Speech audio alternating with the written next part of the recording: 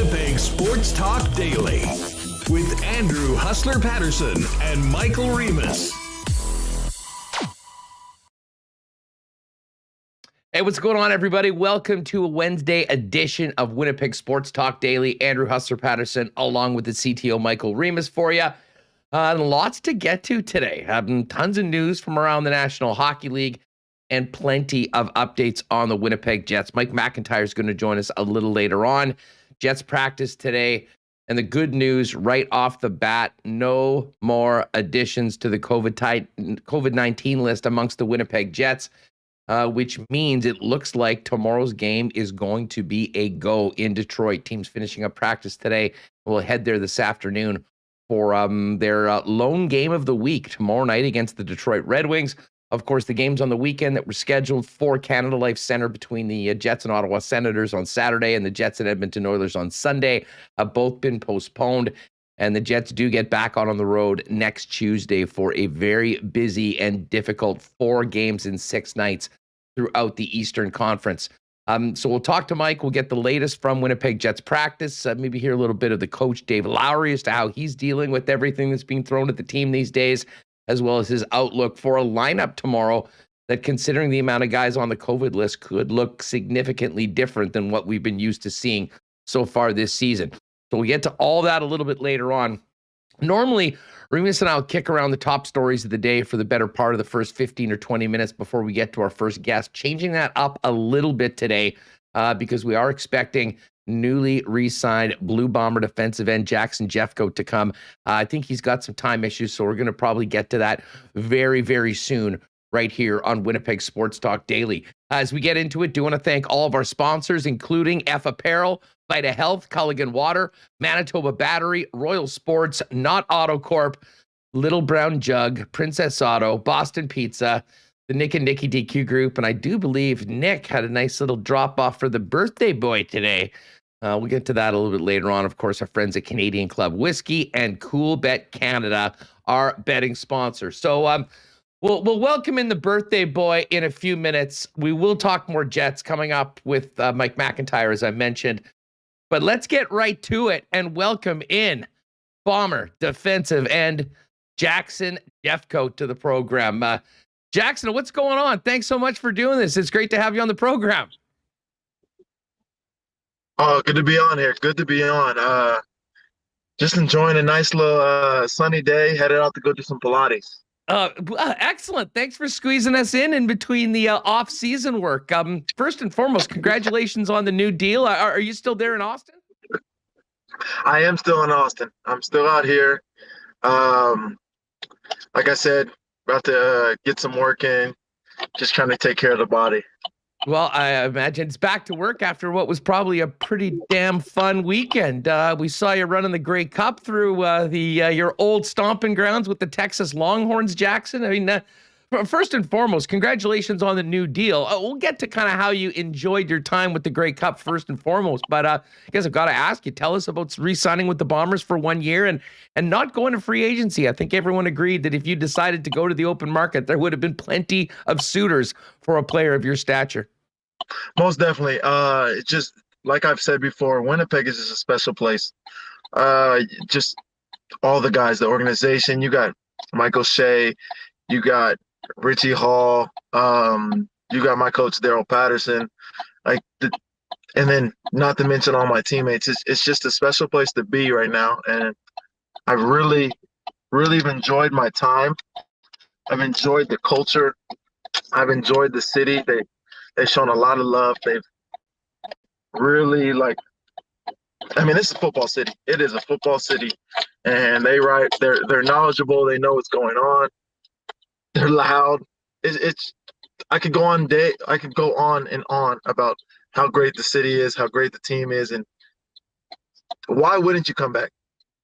Was it, you know what, hey, the one thing is, I think a lot of people realize that, you played at such a high level. You won back-to-back championships with this team. And, football careers are short. And, you know what, obviously you want to make sure you're fairly compensated and getting a fair deal. But it certainly seemed like the offer from the Bombers was something that you felt was fair. And obviously this has been a pretty successful place for your career so far. Why not continue it and try and get a third ring? Most definitely, and that's always the goal. This will be a new group, so it'll be the first. I mean, it's hard to bring back the whole same group, so this will be a new group, so it won't even be considered we won't talk about getting a third ring. That'd be outside noise. It'd be like getting the first ring for this group.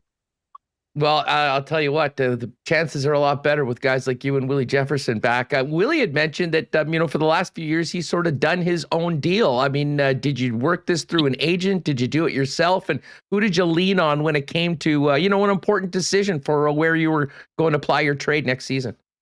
For sure. I have an agent that I worked with closely. I told him kind of what my numbers were going to be. I wanted to do, how much I'd come back to Winnipeg for, and we went back and forth a bit, and we're able to figure it out and get it done. I know that I probably could have broke the bank anywhere else, but it's not about that anymore. It's about, one, being happy, two, being somewhere that I'm comfortable and have played. And the culture is important. You got to go somewhere where the culture is in place, that you can come in and you can be the leader that you want to be. And that's the biggest thing with me. I know that what I can bring for Winnipeg. I know that I have a voice when I'm here. I know that I'm able to speak and guys will listen, and that's important.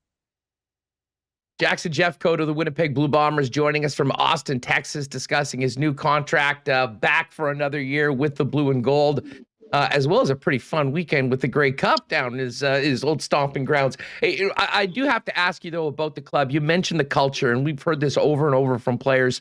It seems like we're at a real special time for Blue Bomber football, not only within the organization, but the connection with the city and the fans. It was a real special year, but a difficult year. When you look back at coming to Winnipeg, getting here for the first time, getting into the Canadian Football League as to where you are now, I mean, why has it worked so well for you, but as well for this team? Because, winning is one thing, but it seems like the camaraderie, the connection that you guys have, within, as I said, inside that dressing room, within the organization, as well as in this community, has helped, the team achieve great heights, but also achieve some continuity that is, frankly, the envy of the Canadian Football League. For sure. Now, it's just been special. This team is really, they stuck with me. I got brought out to Winnipeg to come play.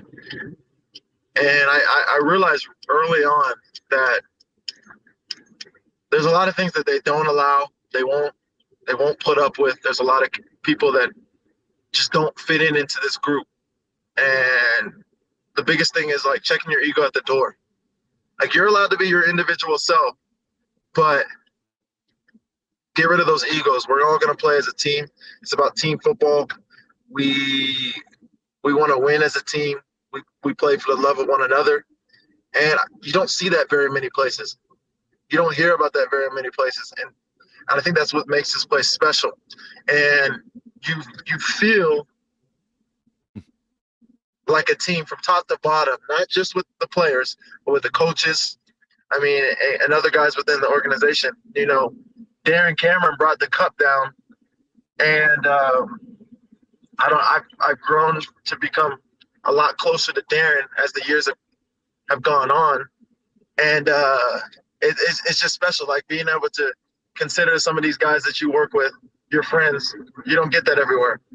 No, there's no doubt about that. I mean, it seems like such a close-knit group, but I'd imagine Mike O'Shea is a huge part of that. I mean, you, of course, come from a football family. You're a second-generation pro. We know about what your dad did with the Dallas Cowboys.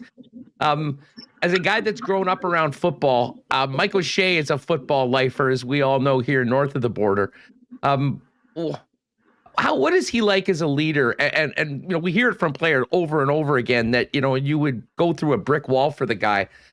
Tell us a little bit about Mike O'Shea as a coach and why he has been able to get the best out of every member of the Winnipeg Blue Bombers. Man, he knows how to relate because he's been there. Two, he knows what to say. Like, he knows what to tell you. He knows what to say. He always is in tune with what the team is going through, what everybody's feeling. and he just knows how to motivate people. Not everybody is motivated the same way, and he knows that, and he knows everybody's different. So he knows how to say the right thing to the right person to be able to get them to play at their best, and that's hard. That's hard. I mean, the only comparison of what I've heard, not even from what I know, there's two people that I can compare him to that are pretty special. Is Mac Brown that I played with at Texas. That was one guy that really knew how to connect, and really he remembered everything and was able to get guys to do what he needed to motivate guys. And then from my dad, hearing about Jimmy Johnson, just hearing him how special he was and just how he could connect with guys and really get the best out of guys. Those are the two amazing coaches that I can compare O'Shea to, and I haven't had very many people and head coaches in my life like that. Well, that is, I'll tell you what, that's high praise for Mike O'Shea, but we've heard a lot of it, and it's certainly been well earned. Jackson, I got to ask you before just about having the cup, about the playoffs. Bill, what were your memories of both the Grey Cup game and the way you guys had to battle back and come back in the fourth quarter? And while you're at it, how about that last game outdoors in the cold in Winnipeg, beating the Riders to get to the Grey Cup in one of the most special scenes we've had in Winnipeg sports in a long time? Which one do you want me to start with? Well, why don't you start off with the West Final? Because I think, it's sort of, you won that game to get to the Grey Cup, but there's no Grey Cup if that game doesn't happen. And to be honest, it didn't start in a normal Blue Bomber way with all the turnovers, and you guys had to really hang in there in the first quarter. But what a crowd, what an atmosphere, and what a win. For sure. For a cold game like that, it was just amazing to have all the fans out that we did. Now, I'm from Texas. Everybody knows that. It doesn't get super cold here. Maybe gets a little bit below zero. But I love the cold. So cold games are my favorite. Cold games are my absolute favorite to play in.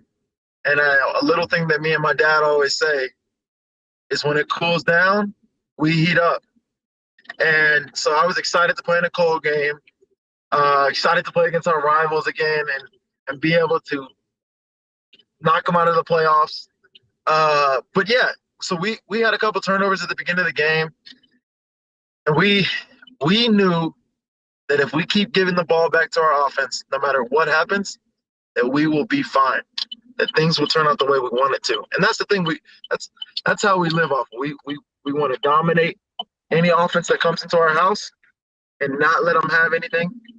And then also we want to make sure that our offense is getting the ball and that they're able to keep on going no matter how they're playing. We know that they're going to get it going if they keep getting the ball back.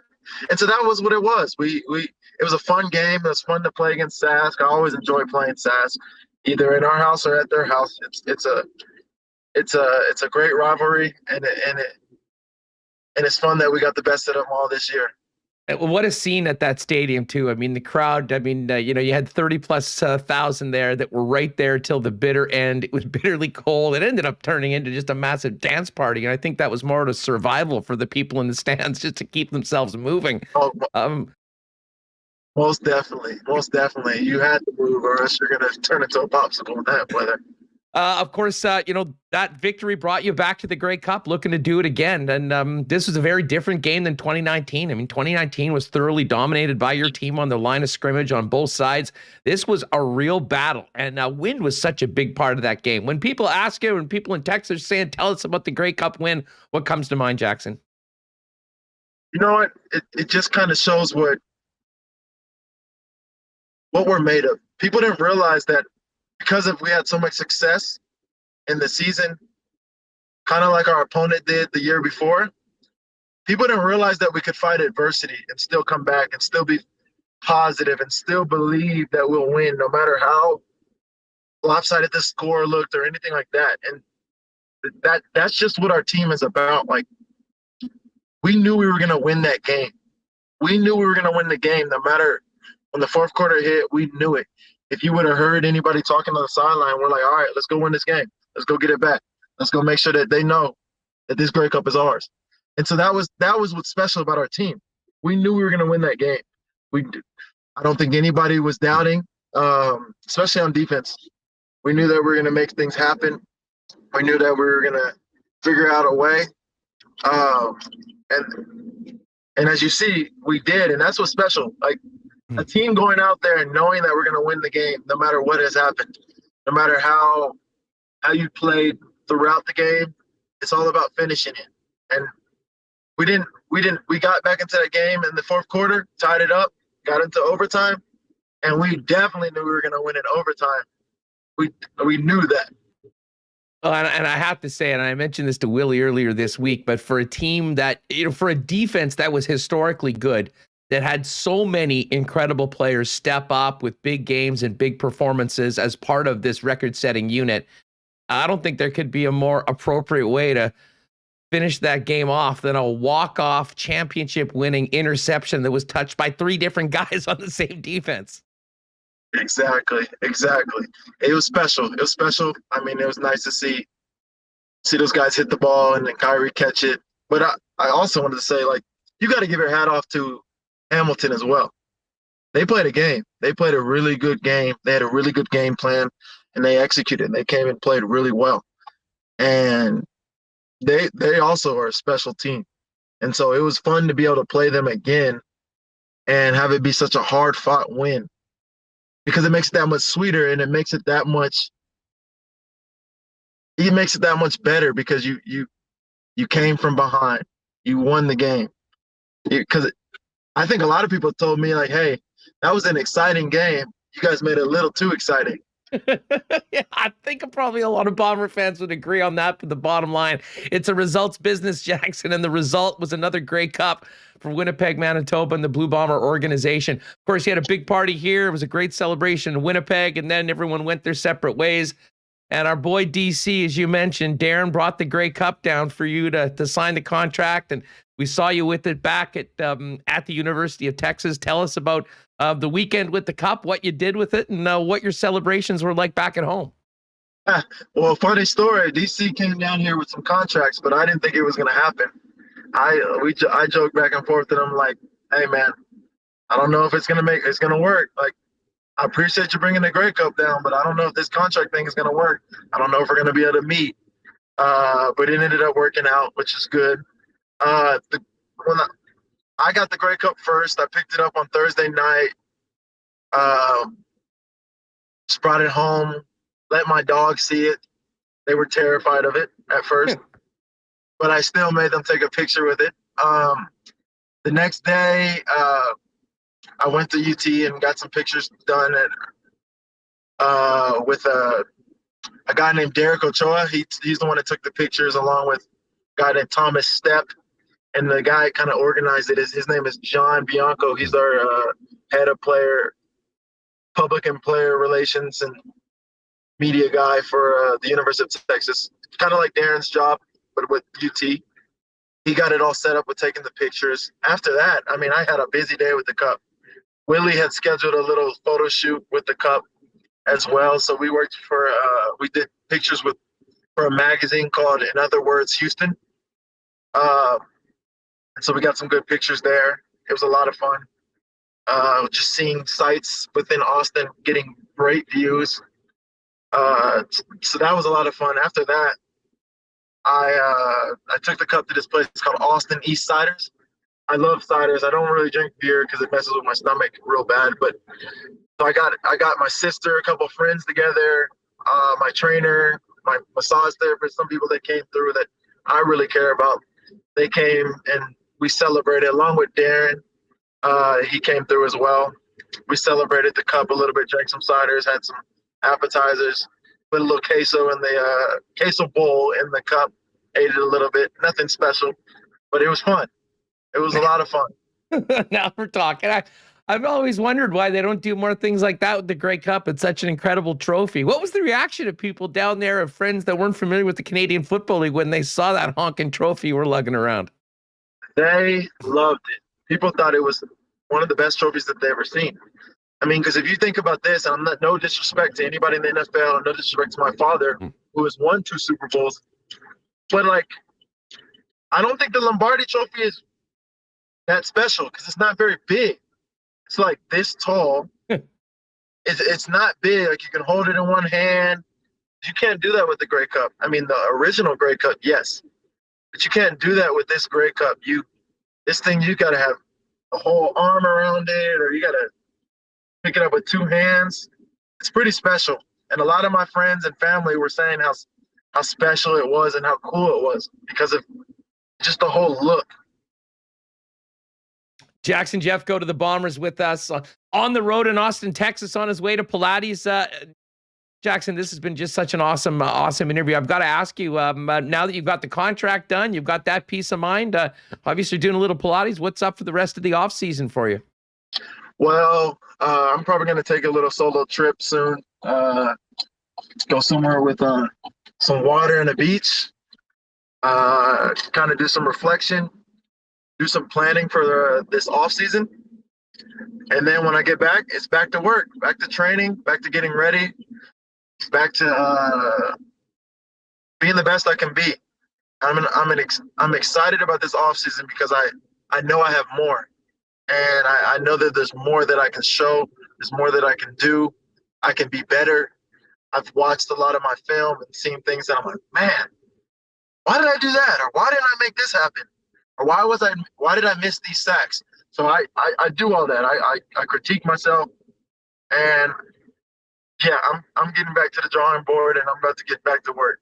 Well, that vacation certainly is well earned, my friend. We're getting so many congratulations, and great to hear you're back in the chat right now. Bomber fans are really fired up, and I think this whole city, despite what everyone's going through right now with the virus, still on a bit of a high from what you and your teammates were able to do in mid-December.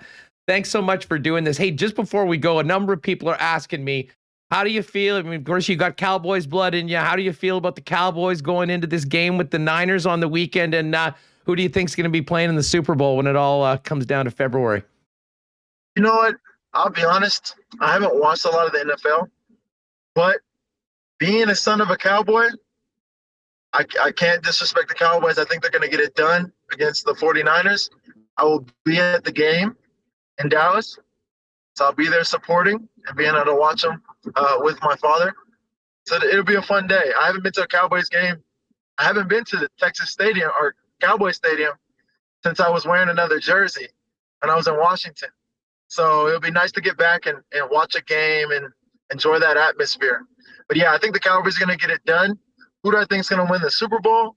You know, I'll have to watch these playoff games to really get a grip because I haven't watched a lot of NFL this year. People don't realize that about me or know this about me. But, like, I don't watch a lot of football unless I'm watching to study it. It just is. I think every time I turn on a football game, I end up studying it. So I try to give myself a break.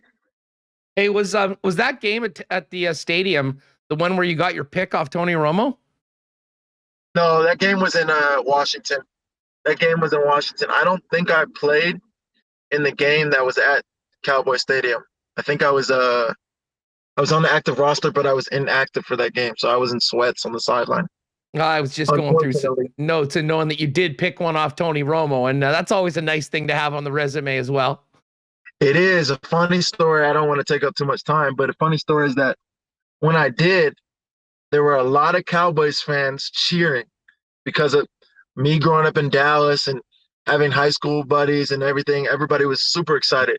So a lot of people hit me up and like, man, I hate that you picked off Tony Romo, but I was happy it was you. Oh, man, that is fantastic. Jackson Jeffcoat, so fired up to know that you're going to be back and part of this football team coming back to Winnipeg for the 2022 season. This was a really, really fun conversation. Thanks for squeezing us in. Go have a great run at the Pilates section. Have a great vacation, and we'll look forward to talking to you again and seeing you back in the peg coming back next season. Thank you very much. I appreciate it. Thank you for having me on. Have me on again anytime. Let me know. Hey, you know what? This was so good. Consider that done. We'll hit you up later on the off season and see how things are going. Sounds good. That sounds like a plan to me. Appreciate you, Jackson. Thanks so much. There it is. Jackson Jeffcoat, Jeffcoat 44 with us on Winnipeg Sports Talk. Man, real fun conversation to get going. Such a well-spoken guy. And I'm pretty sure that's the first time we've had him on Winnipeg Sports Talk. Do believe we had him on back in the old station days.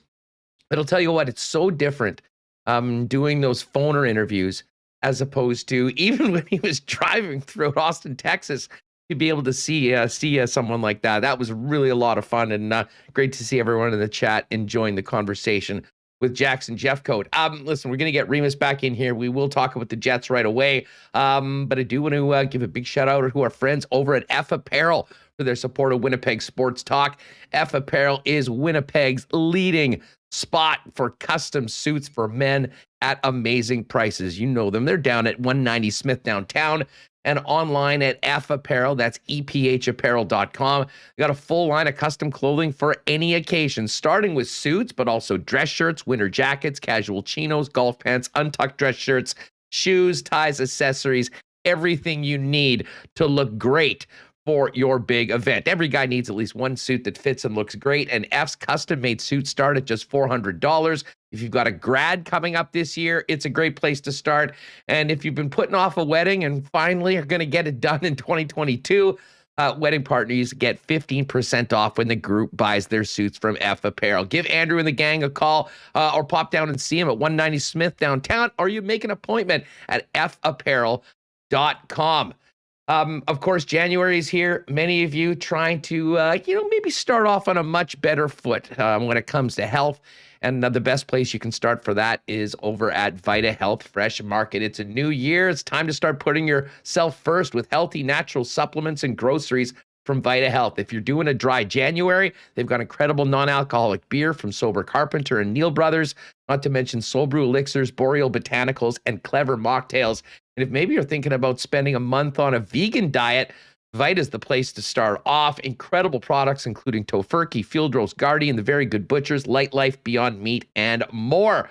Everything you need, the best selection of local, organic, and natural groceries, supplements, and beauty products at great prices with an amazingly informed staff to help you out is all at Vita Health Fresh Market. 7 locations in Winnipeg, including the newest store in Linden Ridge. Also find out more online at myvita.ca. And I've got my Vita Health water bottle here. I guess this is also for smoothies, but it's full with Culligan water. I, like many of you, I know I drink a lot of Diet Pepsi, but first and foremost, I'm going to be trying to drink a heck of a lot more water because we know how important that is. And when it comes to water, family owned for over 65 years, the Stewarts and the gang over at Culligan Water have been the go-to people for all sorts of water services. Whether you need water softeners, filters, bottled water coolers, whole home systems, drinking water systems, citywide delivery services, they've got it all. And if you have a business, they can help you out as well with commercial and industrial water products and solutions. Celebrating 65 years in business, it's Culligan Water. Find out more online at drinkculligan.com. Give them a call at 694-5180 or visit them at 1200 Sargent Avenue. All right, let's get Michael Remis in here. First things first, Remo. Happy birthday. I know you're getting a lot of love from everybody in the chat. Thanks to the guys that dropped in super chats for the birthday boy as well. And heck of a way to start the birthday show with a really fun visit from Jackson Jeffcoat. Man, was he good. That was an awesome chat with Jackson Jeffcoat. First of all, worked while he was driving. If you're listening on podcast, check it out. It was quality. They must have good 5G there in Texas. Yeah, their power grid didn't work very well last year, but their cell phone grid, unbelievable. That was by far the best live in motion video or interview we've ever done on this program. Usually it cuts out at least once or twice. Yeah, and I'll give a shout out to a couple of these super chatters, Schickster's in there, Wrench Doozer, Waverly West Wingman is in there, TB Covers. Thank you so much, guys. Jet Oil Tom, holy Leighton Janice, appreciate all of you, and XX Revolution. So thanks so much, guys, for those super chats. But what a conversation.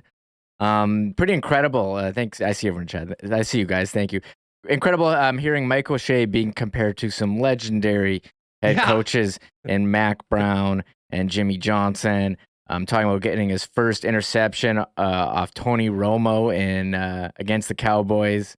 When all of his friends were watching growing up, in Texas. A son of a Cowboy as well, said he's going to the game this weekend. I think it seemed like he was set on signing somewhere else. And I think Hamilton mentioned him too, that he figured Jeffcoat was going to move on, but I guess the number was right. And I think there's a lot that can be said. You hear it from everyone, how much they love playing with the Bombers. They love their teammates. They love the organization. the culture they've created. And that's just a theme we've heard over and over again from everyone who we've talked to on the Bombers. So very close-knit team. I know there's some guys working out with the NFL who may be moving on. We already had DeAndre Alford sign with the Falcons, and maybe Kenny Lowry, Drew Desjardins could be moving on to the NFL as well. But I think you got a nice core there, and definite chances. Not a three-peat. This would be the first one with a new group, as he said. Yeah, you know what? Every time I hear Jackson speak, I'm always impressed. I mean, he's such a thoughtful and well-spoken guy that, it's just a pleasure to have on the program. But it was interesting to hear that, he's not really a guy that watches a lot of football. Outside of studying tape for opponents. And, for someone that grew up, around it, that was interesting, but cool to see him going back to Texas. Big game for the Cowboys on the weekend. And of course, his dad, a legend in Jim Jeffcoat, a 2-time Super Bowl winner, back with the Cowboys back when they were putting up all those trophies in the early 90s. So a great way to start the program. And I will say this, and I know a lot of people in chat noticed it. He dropped it. We're going to have to get that clip. Is there a better Winnipeg slogan than when it cools down, we heat up? The Tourism Manitoba or something should co-opt that for T-shirts, or maybe we'll just have to do it our own. WST. The quote of Jackson Jeffcoat, when it cools down, we heat up. Yeah, and he said he likes playing in the cold. I don't know who would like playing. That was great. In that cold. But because, again, I've described it as inhumane, that game. And I had the fun of sitting there for all of it, freezing. So full credit to them for pulling off those two games. They said the confidence never wavered, even though, when we were watching it, maybe more so the Grey Cup than the West Final. But the Grey Cup, you're like, you're getting pretty nervous, but they didn't seem to be nervous at all.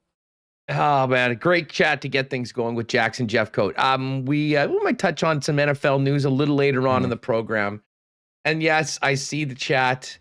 Yeah. Of course, we will mention Kodak Black at some point today. We'll do that. We'll do that later I think on. at the end. Yeah, the end. The entire show will get derailed if we get into. Although, you know how there's always like one main character on Twitter every day? Yeah. John Reyes was that character on Twitter on the weekend. Yeah.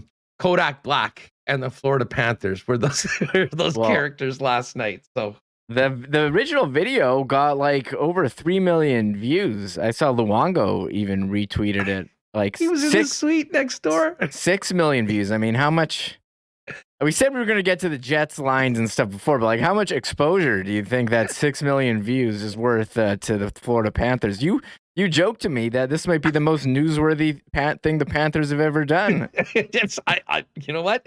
Certainly, maybe with the exception of that cup run early in their existence, it very well would be. I have sent a tweet to Darren Rovell asking if we might be able to get a dollar value on the publicity generated from last night's event.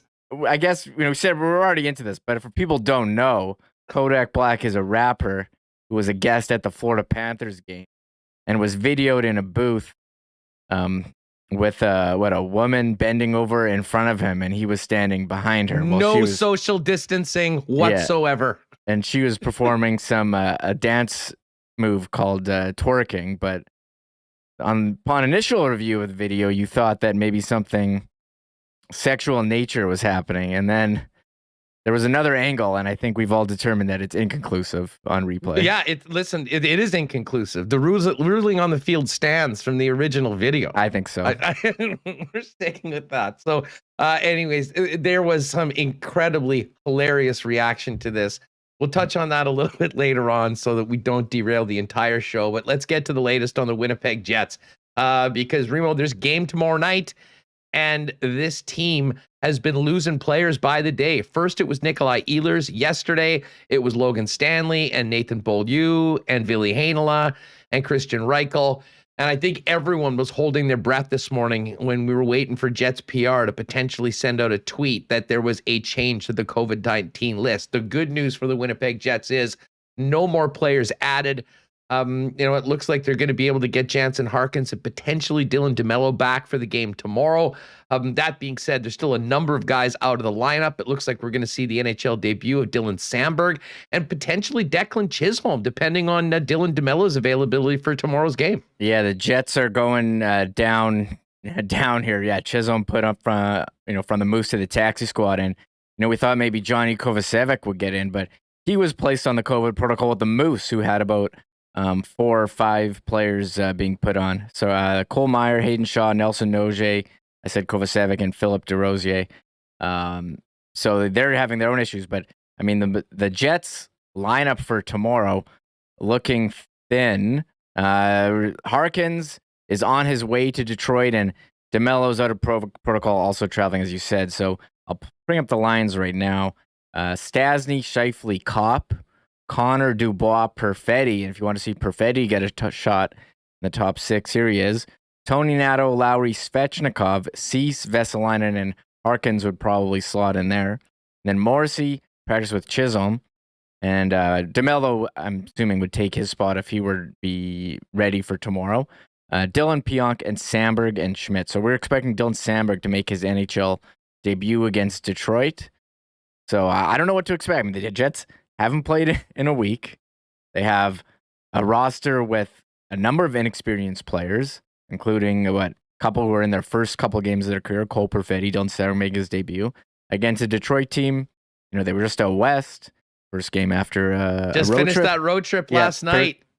First game after coming the road over trip. from the Pacific time zone as well. It's a tough home game. Tough home game for Detroit. It's a lot tougher to come from the Pacific time zone if you're Detroit because you're going to the east. If you're the Jets, you're in the central. It's only 2 hours. Pacific's 3 hours. So maybe that extra hour could be affected. But I think Detroit's been a solid team. They've had some young talent this year. Lucas Raymond, Moritz Seider.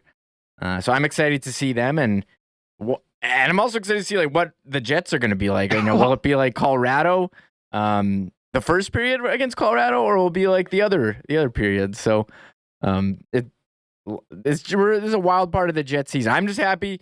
I don't care who's in the lineup. I'm happy there's a game we can watch. I think that is the number one option. I concur. First and foremost, let's get a game going on and see what happens. But of course, I mean, let's first focus up front.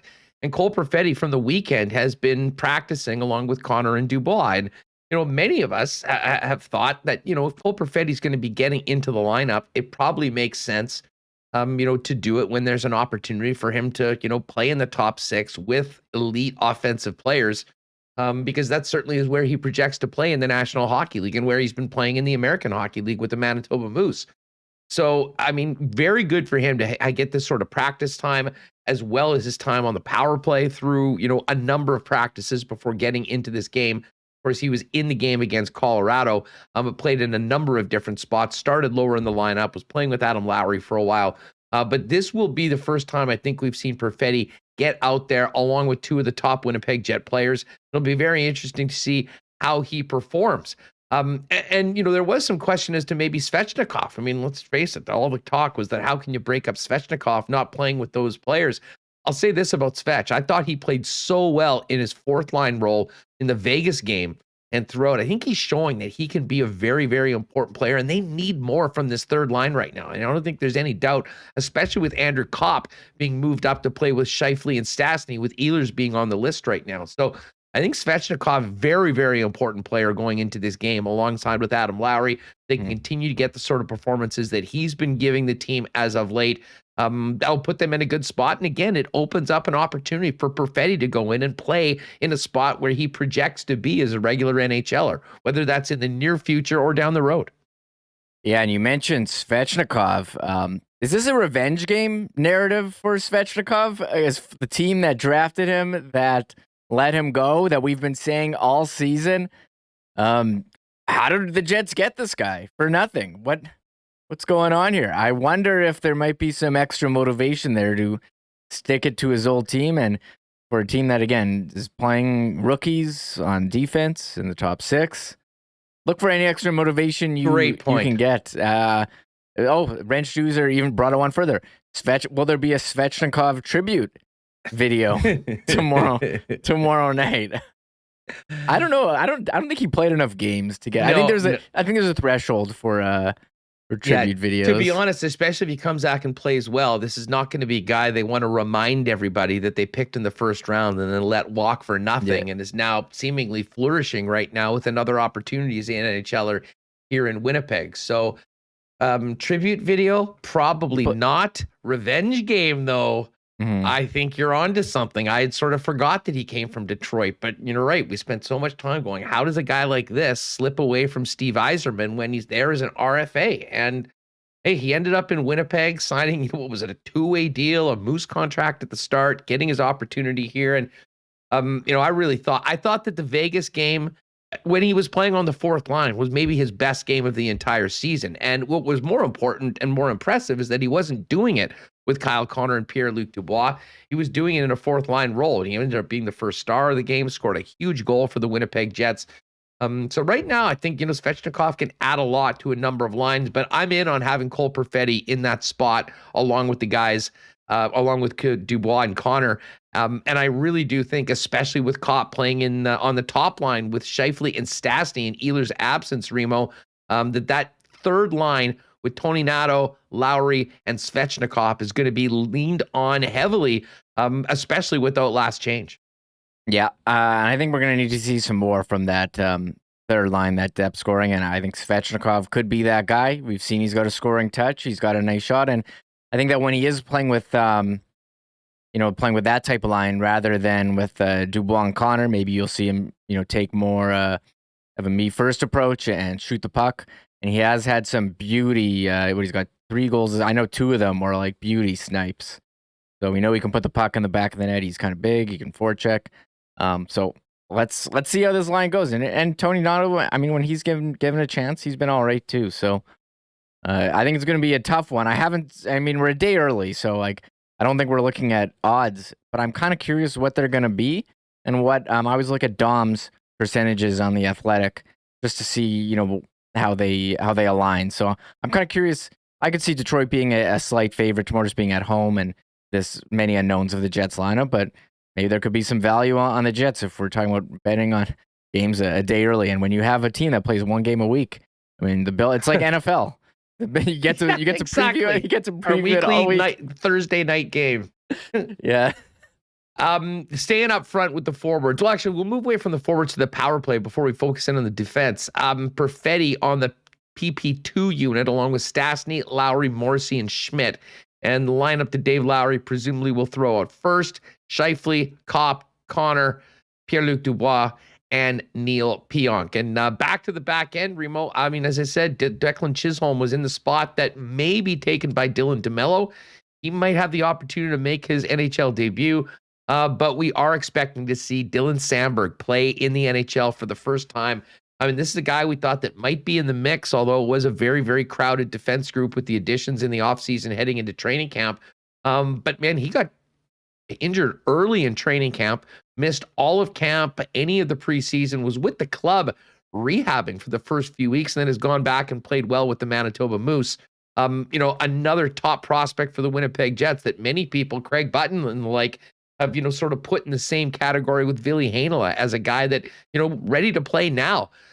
So a huge opportunity for Samberg to show what he's capable of tomorrow night in the Motor City. Yeah, we've been hearing his name for a while, and the Jets do have a number of D prospects, Samberg, Heinola, Johnny Kovacevic, but their defense, they're all under contract now for the next couple years. Dylan Pionk, Schmidt, Morrissey, and Stanley as well. And I think there's one Odell, and I don't know, Salem. So I'm kind of intrigued as how this defense shakes out, where you have all these young guys coming up, and you have the current players signed to long-term deals. Is there some trades to be worked out in the future? I mean, when you have a COVID season and guys are dropping out like that, I mean, you need all the depth you can get, but I think, maybe at some point, I think there will be some trades because you seemingly have too many NHL capable defensemen. Yeah, a good problem to have. I mean, we've talked many times. If you want to be a team that makes a big run in the playoffs, you're going to be leaning into your depth on defense.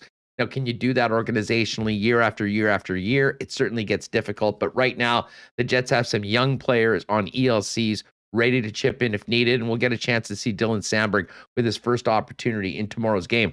Rob Somerville in chat asked, will Coach Lowry keep Chisholm and Samberg together, considering they're pairing with the Moose, are used to playing each other?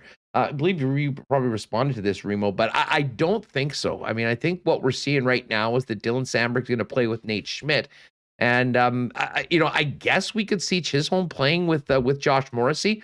Maybe there's a chance. Maybe Rob's onto something that if Dylan DeMello isn't available, maybe they do go with Samberg and Chisholm playing some limited, probably sheltered minutes and have the 4 veterans go up. I for one, I mean, listen, I would love to see the opportunity for Samberg to play with one of the more established guys. Now, what that means for Declan Chisholm coming in, I guess we'll see. It's really amazing, Reem, and I think we pretty much called this last week on the show. There's going to be some players that get opportunities because of COVID-19 and guys going on the list in the very near future with the Winnipeg Jets, and you just never know when that opportunity is going to come. And I think going into, even this week, if we were talking about the guys likely to get an opportunity from the Moose, I think we're starting with Billy Heinola, then we're going Dylan Samberg and Johnny Kovacevic. Declan Chisholm probably wasn't near the top of the list, but the list can get diminished very, very quickly, like we saw yesterday with 3 defensemen being added to it. Yeah, and then you also have defenseman today from the Moose and Kovacevic, who we thought would be a big candidate, but again, he's on the list as well. So it's funny. We talked about like 2 days ago what we thought the lineup was going to look like. It's changing up, but again, I think the one positive we're seeing, we've all wanted to see Cole Perfetti on a top line playing with some skill guys. We're going to get a shot to do that. I mean, the second line is like the only line. Scheifele, Stasny, Kopp, the one that's been consistent, and although Dubois, Connor have been a pair all season, so we'll see. I mean, I'm looking at Declan Chisholm's stats. He's like, 6th on the Moose in points, 14 in 27 games. But I will say one thing about looking at season-long stats this year, and we just completed the NFL season. I mean, no one's playing a full season these days. Everyone's been out, so I'm not sure how valid looking at season-long stats. It's going to be a very different Iron Man award this year in the National Hockey League, that's for sure. And of course, all of this has a massive trickle-down effect with the Manitoba Moose. I'm just pulling up the Finks Twitter right now with a little update here. So as he puts it, plenty of traffic in and out of the Moose group right now. 5 players, DeRozier, Kovacevic, Nogier, Shaw, and Meyer have been added to the COVID protocol list. So come on down on PTOs. 3 new players, Matt Alfaro, Chris Martinet, and Keone Teixeira join the club on PTOs. The good news is they'll have some goalies, though. Mikhail Burden and Arvid Holm are back with the club. And I mean, I still can't say enough about the way the Moose, with an incredibly depleted lineup, went down to Texas, got 4 points on the weekend. Pretty interesting season for the Moose right now, but playing very, very well. And, we'll see some of the fruits of the American League club probably in the lineup tomorrow night with 1, potentially 2 members of the Moose on the blue line. And of course, Cole Perfetti playing up front. I mean, we'll get to more of this coming up with Mike McIntyre in just a second. Of course, it's warmed up a little bit, but it's getting cold again. And if you haven't taken care of your battery for your car, don't wait till it's minus 30 and you're calling Donnie and the guys at the Manitoba Battery saying, I'm screwed. Can you help me out? I want to check out some industrial booster cables as well, because with the new battery from Manitoba Battery, you'll be the one boosting your friends and your car will be running and will be warm. They got the best prices in town on batteries of all shapes, sizes, makes, and models. And they've got it at the best prices in town, $89.50 with core return starting over at Manitoba Battery. Find out more online at manitobabattery.com, as well as everything else they've got, including a wide variety of batteries for the sledding season, usually between $65 and $75. And of course, they can also arrange citywide delivery if the car's not moving and you need the battery taken out to you. 204-783-8787. They're over at 1026 Logan. Family owned, locally owned. Donnie and the guys, Manitoba Battery, online at manitobabattery.com. NFL playoffs are here. Jackson Jeffcoat just mentioned that he will be supporting the Cowboys in Jerry World on the weekend whoever your team is, if they're still in the playoffs, might be a great time to pop by Royal Sports and see some of the great NFL merchandise they've got ready for the playoffs. And while you're there, you can pick up some Bomber Grey Cup merchandise. Check out the thousands of items of Winnipeg Jets gear as well at Royal Sports.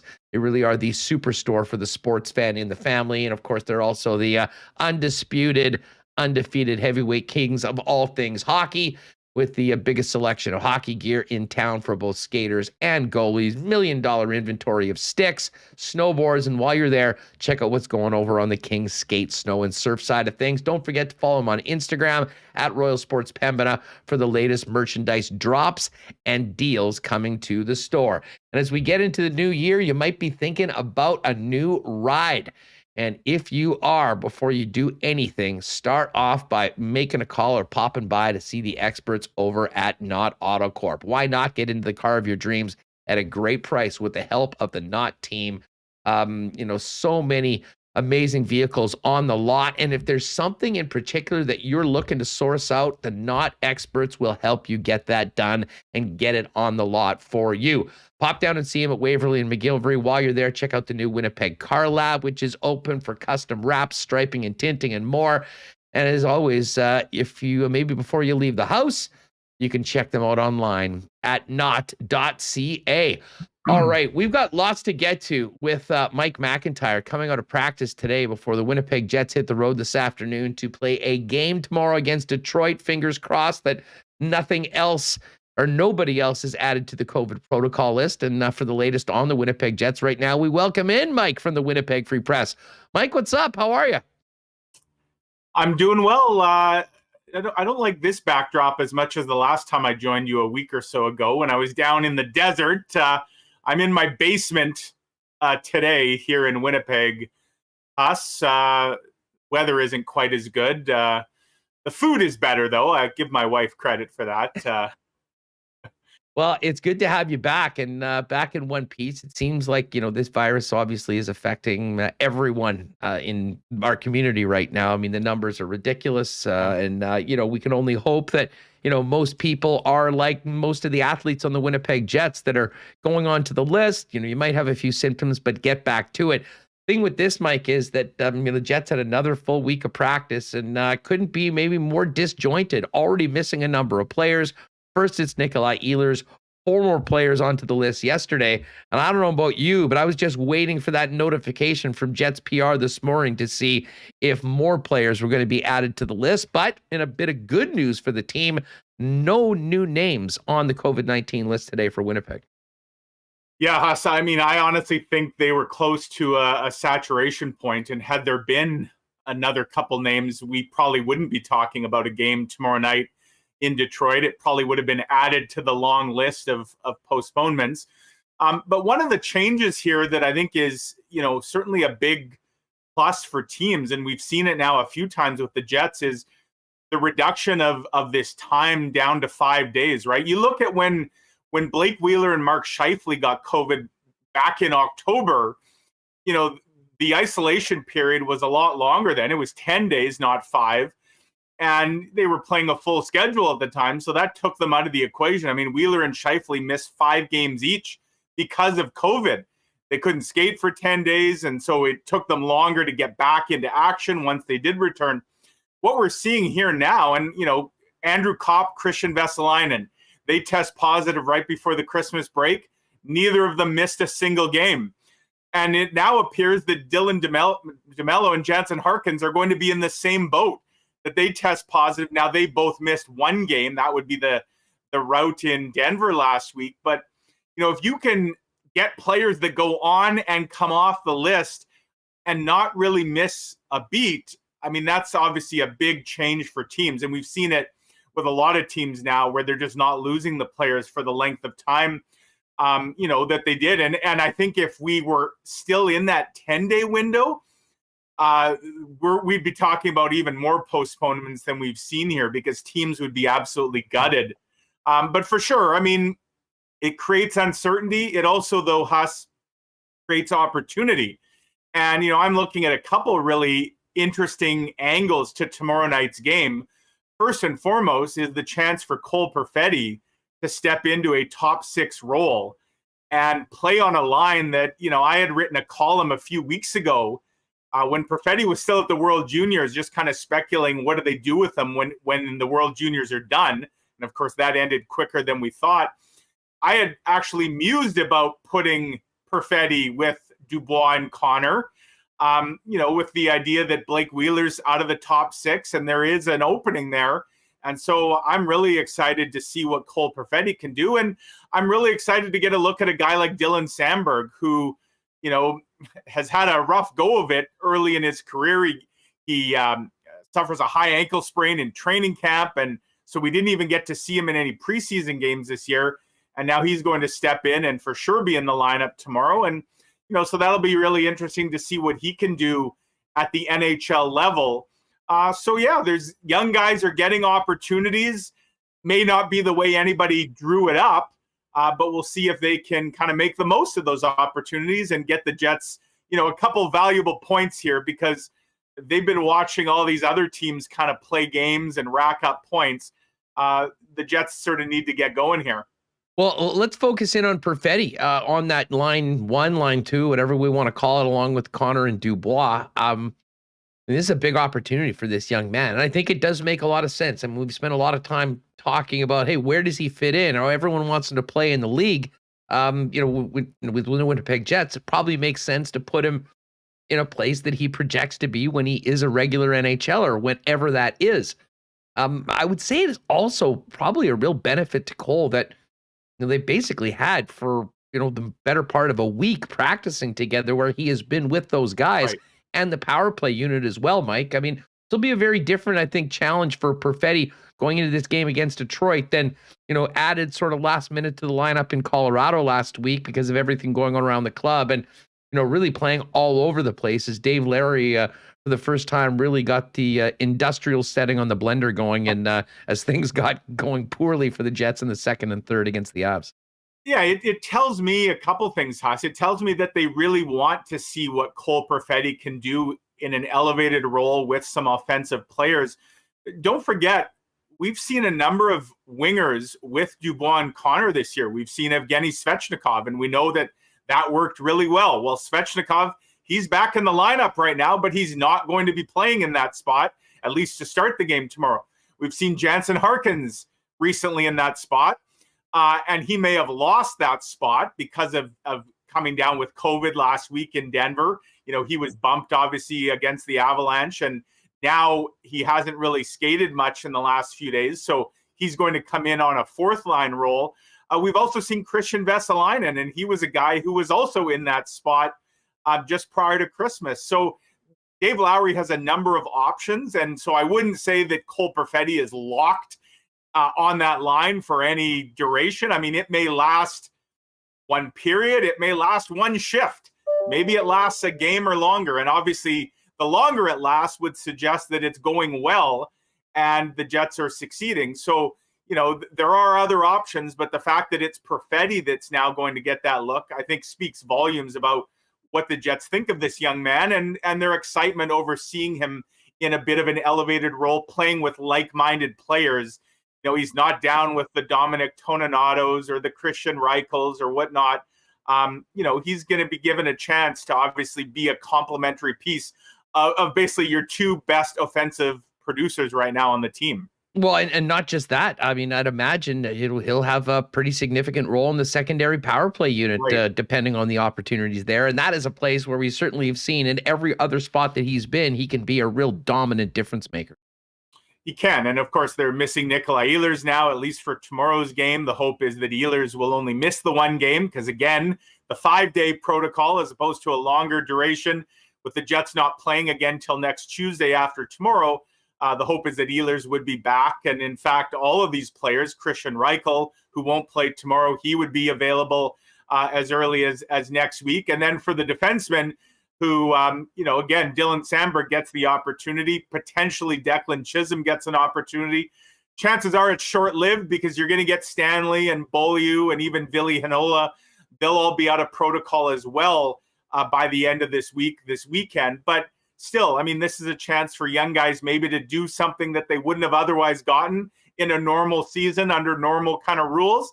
And, the Jets, we know they have some really exciting young players. Here's a chance for some of them to now shine. Well, let's talk about Samberg. I mean, he was sort of star-crossed at the beginning of the season. Was the one guy that got injured in training camp, spent a number of weeks into the regular season rehabbing in Winnipeg, technically with the Jets, and then went back to the Manitoba Moose and has played quite well. This is a guy that, I mean, even going into last season, I remember talking with Craig Button. He made the point on our show that he thought both Billy Heinola and Dylan Samberg were ready for prime time. Sometimes it's not that easy. We certainly know the additions the Jets made on the blue line right now, but for Samberg in particular, because of what's happened on the COVID list earlier on, he's a guy that really steps way up on the depth chart, and I think has an opportunity to kind of show the organization that he in fact is ready for prime time. He is, and he's a guy I'm really fascinated to see how his game translates to the NHL level, because Dylan Samberg will never do a whole bunch of flashy things. He's not a speed demon out there. He's not going to be the big point producer, but he's a very steady hand, a reliable defender, certainly at the AHL level. And we know he's got the big body, the size, the physical element as well. So he's a guy that I really wonder if he might, almost translate better to the NHL. Like, it would almost be more seamless because of the type of game he plays, that the NHL style might almost suit his game. And, if he plays, or he is playing tomorrow, chances are it's going to be with Dylan DeMello, if Dylan DeMello is in fact in the lineup, or maybe it's with Nate Schmidt. We're not entirely sure how that works. DeMello could go right back with Morrissey, I suppose, and Schmidt maybe would. But whoever he's playing with, there's an opportunity there for him to really settle into a nice role and do some things against a Detroit team. They have some good players for sure, but this is not the Colorado Avalanche that he's stepping in against like it would have been a week ago. So, yeah, I mean, he's a guy that for sure scouts were really high on him. He took the longer road, of course, going college and, 3 years of that. And then just, again, circumstance, right? Like last season, the 56-game All-Canadian division, there were no exhibition games. So he didn't get a chance at all to play an NHL game, even of the preseason variety. And then again this year, I remember Paul Maurice saying we were going to play him like every preseason game this year. And then he's doing a battle drill like the day before the first one and suffers an ankle sprain that costs him almost 2 months. So this is a guy that, you're hoping he can get a break. And as I wrote yesterday, part of me was almost expecting tomorrow's game to get canceled. And that would, again, negate an opportunity for Dylan Samberg. But it appears to be all systems go, and he will be in the lineup at least for one night tomorrow. Well, and the other guy that might get in is Declan Chisholm. And I don't think many of us were thinking that was a possibility last week. But like we've said, I mean, you can see a depth chart get rocked very quickly with one tweet from the PR department in the morning. And that's exactly what's happened.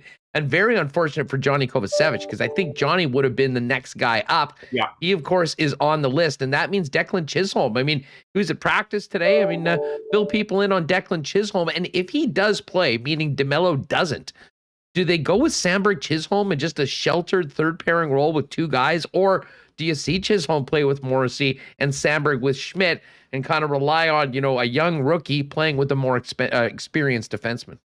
Yeah, and then Pionk and Dylan play 40 minutes tomorrow, if that's the case.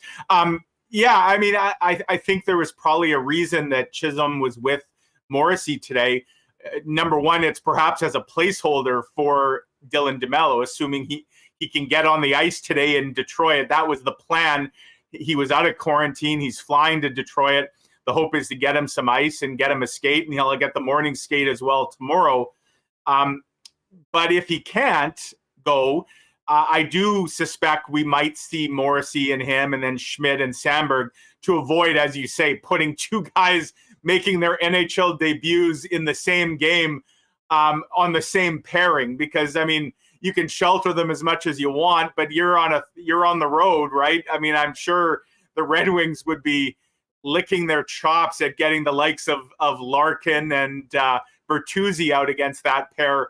So, yeah, it does create an opportunity. And for Chisholm, don't forget, Huss, he also had COVID. he actually didn't play with the Moose this past weekend down in Texas. He was back here in Winnipeg. He got left behind because he had COVID.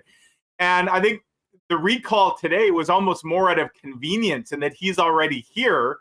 And then it became kind of more interesting when we heard Kovacevic got COVID. You know, we had speculated at practice this morning that perhaps even if DeMello couldn't go, there'd be a swap that happened by tomorrow, and maybe Kovacevic would just slide over from Milwaukee where the Moose are and slide into the lineup tomorrow, and Chisholm would go to the Moose. But now that's not an option. So now it appears to be, you know, if Dylan DeMello can't go, I guess it's either Chisholm or Charlie Huddy in the lineup tomorrow night. Oh, man. Well, I mean, you know, we talk about how depleted the Jets are and what they're dealing with right now. I mean, check out this Moose lineup tonight against the Milwaukee Admirals. I mean, there'll be guys that'll be introducing themselves to their other teammates in the freaking warm-up. Yeah, they'll all be wearing those name tags. Hello, my name is so-and-so. And big credit to what Mark Morrison and crew are doing with the Moose there. Like their lineup is absolutely being held together by duct tape and chewing gum right now. And they're still racking up the W's. They're doing it without, until lately anyways, they haven't had their two regular goaltenders. They're bringing guys in on PTOs and ATOs and you name it. And they're still putting up wins. So impressive stuff for sure. And again, I think some of that speaks to some of the depth in this organization paying off for the Jets. Whether it's their own drafted and developed guys or just guys that Craig Heisinger and company have gone out and done, their due diligence on, scouted, guys that maybe have been overlooked in other organizations. So that seems to be a real strength right now within this organization. And in a year like this, it's desperately needed for sure. Mike McIntyre, the Winnipeg Free Press, with us here on Winnipeg Sports Talk. Mike, with all this downtime, the Jets haven't been playing a lot. It's interesting. They've still played the same amount of games as the Avalanche and the Minnesota Wild. But like many people, without the team playing, I haven't been watching the standings very much. If you go to the Central Division right now, there is now a pretty significant gap between the Winnipeg Jets and those top four teams. And, right. It's interesting. I always, because of, how many different games played teams have had, I really usually focus just on two columns, the wins and the regulation losses. And right. You can essentially see where teams are at. The Jets are +4 on that. They've got 16 for the good, 12 regulation losses and 5 on the overtime losses. You look at Minnesota and St. Louis, they're both +11. I mean, you essentially need to rattle off 7 wins in a row to get to that point where you're essentially 11 games over 500. Important game tomorrow. And then, a meat grinder of a road trip next week. What is it? Washington and Boston and Pittsburgh and Nashville. And Nashville, of course. One of those 4 teams, right? Who are at the top of the division right now, 13 games above 500 with 50 points. It's crazy to say this, Mike, but there has to be a sense of urgency for a team in a very strange situation coming out of time where they haven't played a lot of hockey. I don't think if they don't have this sort of playoff type intensity going into these games, they could, kind of go into February going, well, what the heck happened to this season? Right. And playing a real uphill battle just to get into a wild card spot. At least it gets easier when they come off that road trip, Huss, and they only have to face the Florida Panthers in their first game back at what is likely going to be an empty Canada Life Center. So, do you think those games will go? Do you think those games will go at the end of January? I do, because I just think the NHL is probably at the point where they're saying, look, we feel for you guys, but we can't postpone any more games here. Unless they decide to extend the season beyond the end of April, which I suppose is a possibility. If they are really going to stick to the parameters that they've set out, I don't think at this point they can afford to cancel any more games. And we're starting to see some Canadian home games get played now, right? At least starting later this week and into next week, because I think their NHL is at the point where they've said, look, we've done what we can to try and accommodate you. The Jets will have 6 postponed home games that they'll now make up in February, and maybe there'll be some semblance of fans allowed, maybe. No guarantees, of course, but I just don't think they can make it 8 postponed games for February. On top of the 3 road games they all also have to make up, suddenly you'd be looking at February becoming the busiest month of the year, and that was supposed to be, a month where you didn't really have anything on the go. So, yeah, I do think those games are probably going to happen at the end of the month. But for sure, it does create a sense of urgency for the Jets, especially facing the Detroit Red Wings, a 500 team who are coming off a road trip, a Western Canada swing where they didn't get any wins in their 3 games. They did take a couple to overtime, but I don't want to call tomorrow a must win. But, it kind of feels that way, Huss. It's been a week since they played. They got blown out by Colorado. They have 4 really, really hard road games coming up next week, and then another elite team to start a brief homestand. So you're looking at a stretch where there's some tough hockey, and the Detroit Red Wings, not that they're an easy opponent, they are certainly the easiest opponent you're going to face in about a 7-game stretch over multiple weeks. You better try and take advantage of that. So, yeah, I mean, perception sometimes becomes reality. And even though the Jets have games in hand on some teams, when you're starting to see teams pull away, that can become a lot more daunting, right? You still got to win those games in hand. And don't forget, the Jets, by virtue of all those games in hand, they're going to face a scheduling crunch later on in the year that other teams won't have. They'll have a little more rest and relaxation. And that's bound to catch up to you as well, playing so many games in such a short period of time. Well, here's the bad news. A lot of other teams have games to make up as well. I mean, it's not like the Jets are sitting there with 5 extra games than the other teams that they're playing. I mean, Minnesota's played the exact same amount of games. They're 7 points up on the Winnipeg Jets. The Avalanche have played 33. They're 10 points up on the Jets. And while the Jets do have 3 games in hand on the St. Louis Blues, they're 10 points up on the team right now. And then you look over in the Pacific Division, Anaheim and the Kings and Vegas are in those playoff spots right now. But the San Jose Sharks are now at 41 points, 8 points up on 4 points up on the Jets right now. And Calgary's 3 up. Calgary also has played 33 games. So, even in the mix and with all the games that have been put off, other teams have as well. And the bottom line is, you just can't afford any extended losing streaks at all. No. And you got to grind out points, preferably 2 on more nights than not.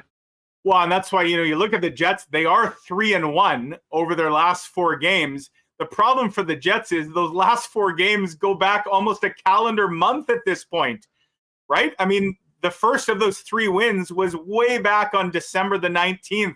We're sitting here January 12th. So, yeah, great. You're 3-1 over your last 4, but you put up 6 points in almost 30 days, whereas a lot of other teams, either have played more games or they're winning as well. And you had some ground to make up to begin with because the Jets had kind of sputtered there prior to these last 4 games.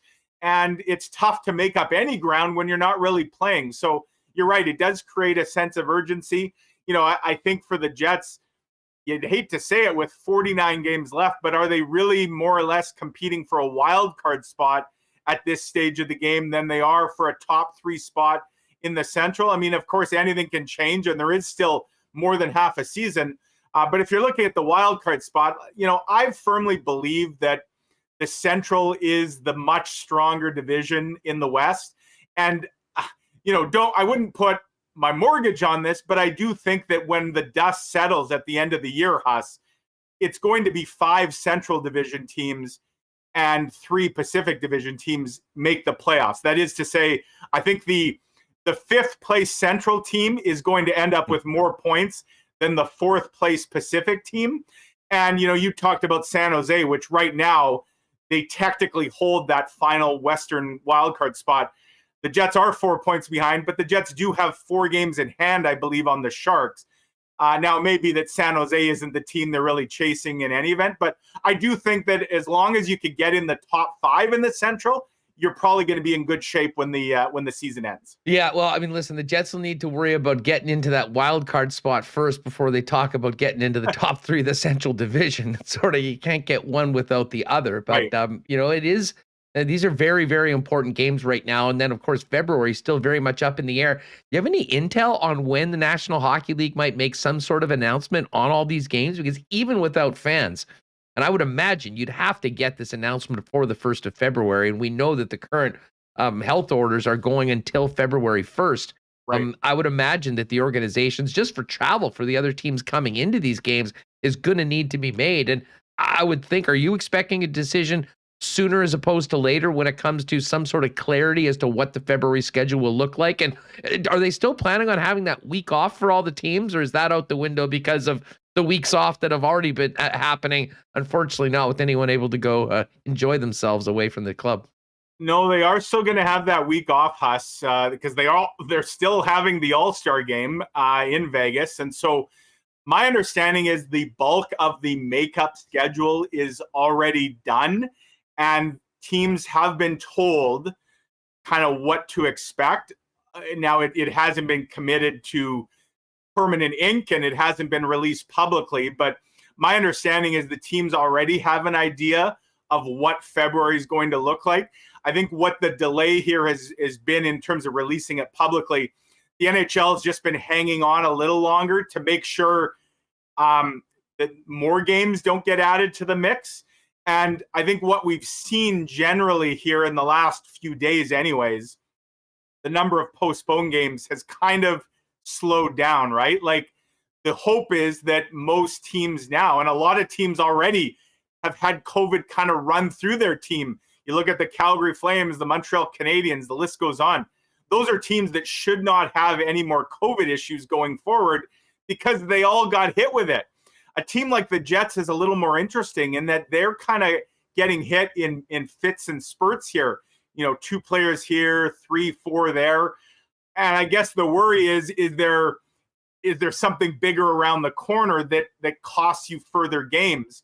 I think, though, when it comes to the capacity issues in Canada, I think the NHL has been clear to say we're past the point of no return there. There will be no more canceled games or postponed games.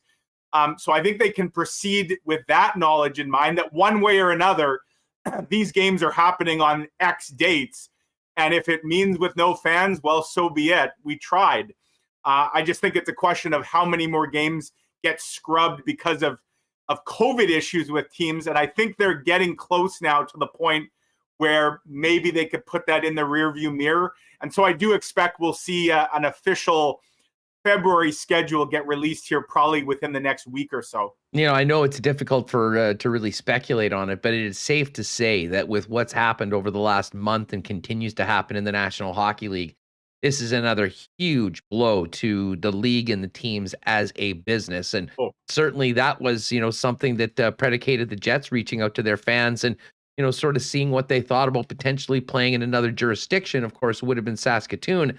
That didn't happen at the time in the short term. But you do wonder if these restrictions stay in place throughout the month of February, are there any other options for these teams? Or if there aren't, Mike, just how much red ink is going to be bled and how that affects the players too, who of course are on the hook for some pretty big invoices from previous COVID seasons.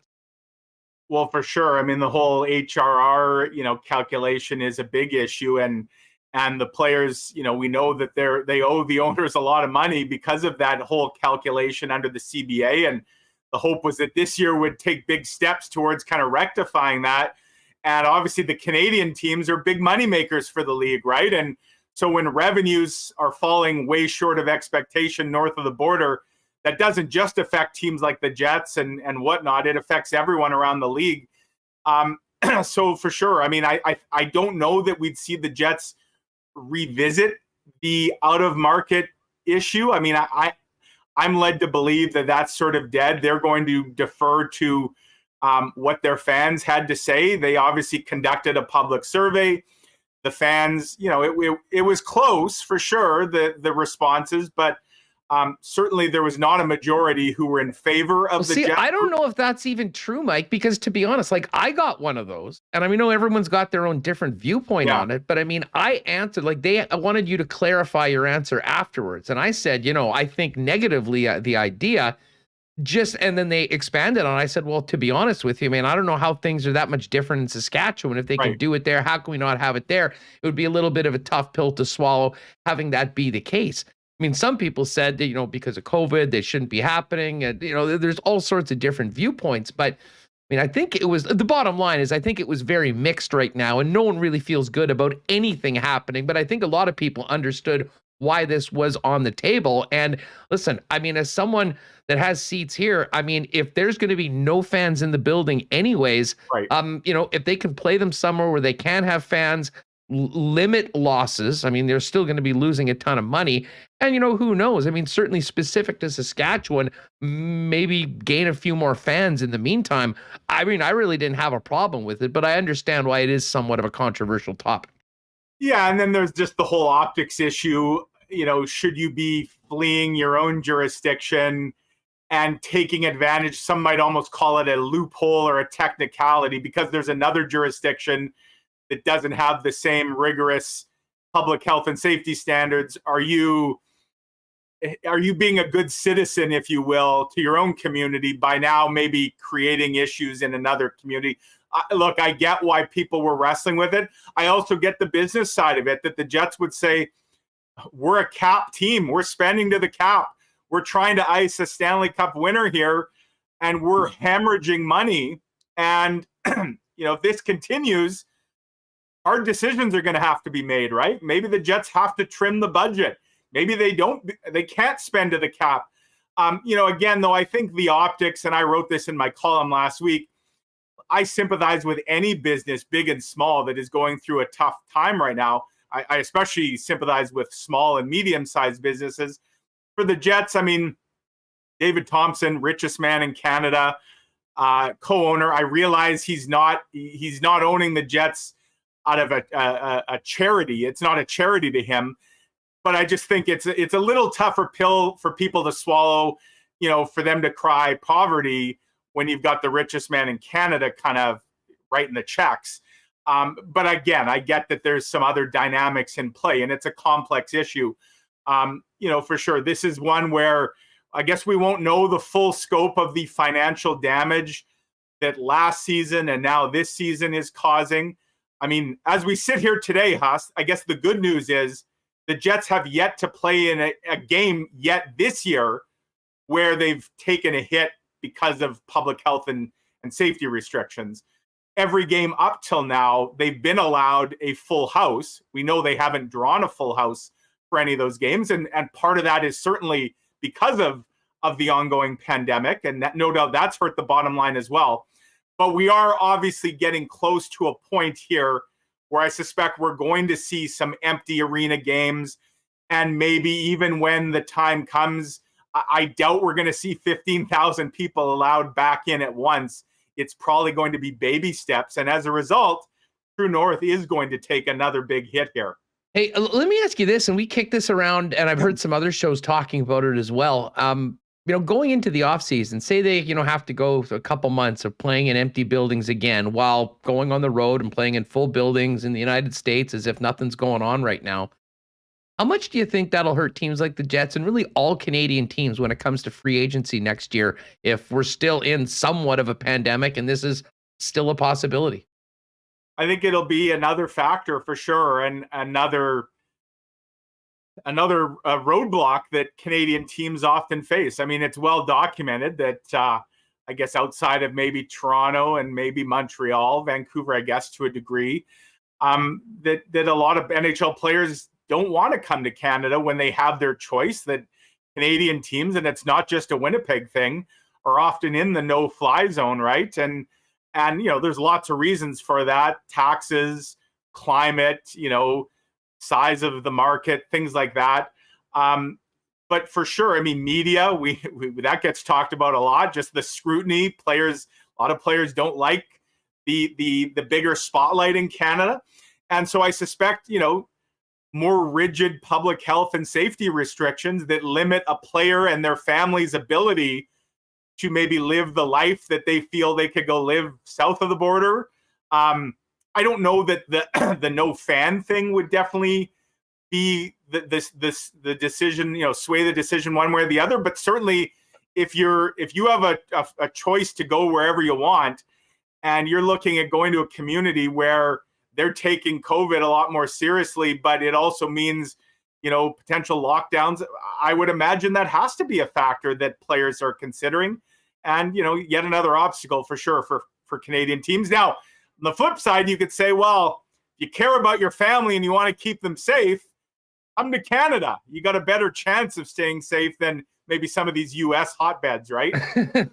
Well, it'll be an interesting sales pitch to players when that happens. Of course, we'll focus first on what's happening in the short term, and that, of course, is a game tomorrow night in Detroit for the Winnipeg Jets, and then a big 4-game road trip out east starting next Tuesday in Washington. Mike McIntyre, the Winnipeg Free Press with us.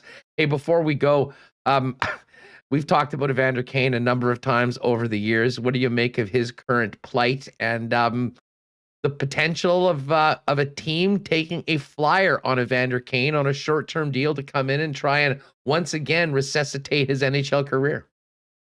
First off, Huss, with your smirk there, I thought you were going to ask me about Kodak Black. Well, that's the end. That's the end of the program. Okay. Yeah. Yeah, I mean, look, we're not learning anything about the NHL or the majority of teams and managers that we didn't already know, right? It's the bottom line is winning. We often to the detriment of other issues. I'm not comparing this in any way, but just the bottom line of winning. That was one of the issues in the whole Kyle Beach investigation, right? That the Blackhawks put winning over everything else, over character, over, a young man that was clearly being victimized. They prioritize winning to the detriment of everything else. So we know that this is how executives are wired. So a guy like Evander Kane, who comes with a million red flags, I chuckled at Ken Holland talking about second chances. We are so far past second, maybe 22nd chance for Evander Kane. But I'm not surprised in the least that a guy that put up numbers last year, despite all his baggage, he still produced. And, we haven't seen him obviously in action. He's played a few AHL games. But the belief clearly is that there's still a player there, that there would be teams lining up to bring a potential cancer into their locker room on the off chance that he could help them get a few extra wins. And so I'm not surprised at all. I'm not surprised a team like the Oilers are interested. Desperate times call for desperate measures, and they are desperate right now in Edmonton. This is a team that is supposed to be among the heavyweights in the NHL. They are not even in a playoff spot as we sit here today. They are wasting the prime of the best player in the sport and arguably the second best player. And they have to do, they have no cap space either, Huss. So a guy like Evander Kane potentially falls in their laps. It absolutely could blow up on them, but I get why they would take the risk. Yeah, I am skeptical as to like the numbers of teams that are really kicking tires on Evander Kane. I mean, I think in a situation like this, a lot of this is floated out by agents to particular people that might get that out, to might have people think, well, if everyone else is in, maybe we should get in on it. And, you're sort of trying to create that market. But you mentioned Edmonton. I mean, to me, there's like two ways that this can go.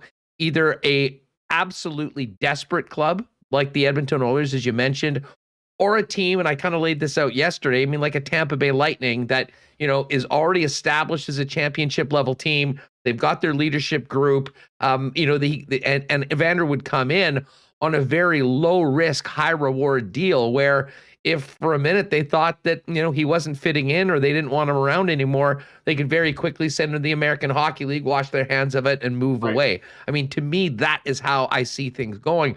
But for a guy like Evander, and we'll find out what happens with his challenge of the termination of the contract and losing the $22 million on the table. It's been well documented that he needs the money right now. So, you know what? If a team like Edmonton, can get Koskinen into the minors and free up a couple million to sign him, I mean, that could very well be the difference, even if it might not be as good of a hockey fit for him to potentially win a championship, play into the playoffs, well into the playoffs, and try and put himself in a much better position to have the 23rd chance next year as a free agent in the offseason. I'll tell you what, we'll find out how much of a bidding war there really was for Evander Kane's services when we see the number he signs for, right? If there really was a lineup of teams, you're going to see a bigger than expected number on whatever contract he signs. If we're talking something, close to the league minimum or $1 million or something, that will tell you that this was all a bit of a facade and agent driven. But you're right. You bring up a good point about Tampa Bay. And, there's talk about a second team along with Edmonton that is in the mix. And I do wonder if a team like Tampa might not be that team. And you're right. I mean, Evander Kane, try pulling some of these stunts when you've got John Cooper as the coach. And when you've got guys like Pat Maroon, Corey Perry, Steven Stamkos, I mean, those guys aren't going to put up with it, right? So it would be interesting to see. And, I think we can safely conclude, though, that the Winnipeg Jets and the Buffalo Sabres are out of the Evander Kane sweepstakes. I'm not going out on the limb to suggest that. Can you imagine? I mean, just the thought of that is hilarious on so many levels. But you know what? Taking the humor aside out of it, because it's easy to make a lot of cracks. I mean, Evander Kane's story is somewhat of a tragic one. I mean, he has the God-given skill that very few players in the National Hockey League have right now, and he's messed up at pretty much every opportunity, and now to the tune where he may put in jeopardy a guaranteed contract of $49 million, of which most of the money, from what we understand, has already been spent before it even came in. And it's from a human side of things, you'd love to see the guy get his shit together. Whether that happens, a lot of people have been waiting for that for the better part of the last 6 or 7 years. And put it this way, I wouldn't bet on it. He would, though. Evander Kane would. Bet on himself? Is that what this contract's all about? Bet on, exactly. We could also probably add the Vegas Golden Knights as being out of the running, because I don't think they want anything to do with Evander Kane. And I'm guessing Evander Kane has been told he should probably stay away from Vegas as well, given some of his issues in that city. But I mean, you're right. On a just purely human level, it feels like we're watching, a car crash kind of in slow motion here. This is a guy who continues to self-destruct. And it is sad. I mean, on a lot of levels, right? He has the talent. He's often said the right things, and then he does the complete opposite and does the very wrong things. So you'd like to think that he could have matured, that he'd grow up a bit, but unfortunately it hasn't happened. But yeah, I don't think we're done seeing Evander Kane in the NHL, and his next stop, wherever that is, should be quite interesting to keep an eye on. Well, it might take a while. I'm not sure if you saw Elliot Friedman's report earlier today, but I'll just read this out for people listening on the podcast and watching with us on YouTube here. Elliot Friedman, just from a couple hours ago, hearing the NHL has notified teams it's investigating process of Evander Kane crossing border from U.S. into Canada on December 29th, which we believe was the final straw that made the Sharks feel that they had the confidence that they could go and legally terminate his contract. Kane tested positive on the 21st, flew to Vancouver on the 29th. In the termination notice from the Sharks, it is alleged he did not have proper medical clearance. The NHL is now doing a full investigation. This is, of course, the guy that already was suspended 21 games for faking a vaccination card. And he said this will likely prevent Kane signing in the short term as teams await the results. Other thing I heard Chris Johnson saying is that because of this, the fact that the contract is being grieved, that, some are saying that by signing another contract with another team, that may nullify the challenge. So, I mean, for all the perceived interest right now, I mean, there may be a number of roadblocks to getting Evander getting back on the ice. And of course, it all has to do with money. And of course, maybe a potential further suspension from the National Hockey League. Elliot didn't say it explicitly, but he implied it. And that's exactly what he's getting at there, that if the NHL finds that Evander Kane essentially breached COVID protocol again, in that sense, Huss, he's a repeat offender for this kind of violation. And we know the NHL, they came down hard on him the first time. It may be potentially that the NHL says, wait just a minute. Sure, you can go ahead and sign Evander Kane, but oh, by the way, he can't play for the next 30 games because we're hitting him with another suspension. So for sure, it does feel like we've put the cart before the horse a little bit, or maybe it's his agent that's put the cart before the horse, and that there's another shoe or two to drop here before this latest chapter is wrapped up. Yeah, I don't think that would surprise anyone. Mike McIntyre's with us. We've got a long time. Thanks so much for it. Just on the way out, did you know who Kodak Black was before last night? And what was how did you find out about it? And what was your reaction to the show at down in Sunrise last night? You know, being my crime and justice background, I've long had an interest, Huss, in Florida man stories, right? Like I get a huge kick out of what Florida man is up to. There's even a Twitter account for Florida man. And for those who don't know what I'm talking about, Florida, for whatever reason, seems to lead the world in bizarre, mostly crime type stories. And so many of these stories just start off with a Florida man did this, a Florida man did that. So I give Kodak Black credit because just when I think I've seen all the Florida man stories that there are to see, he trumped them all.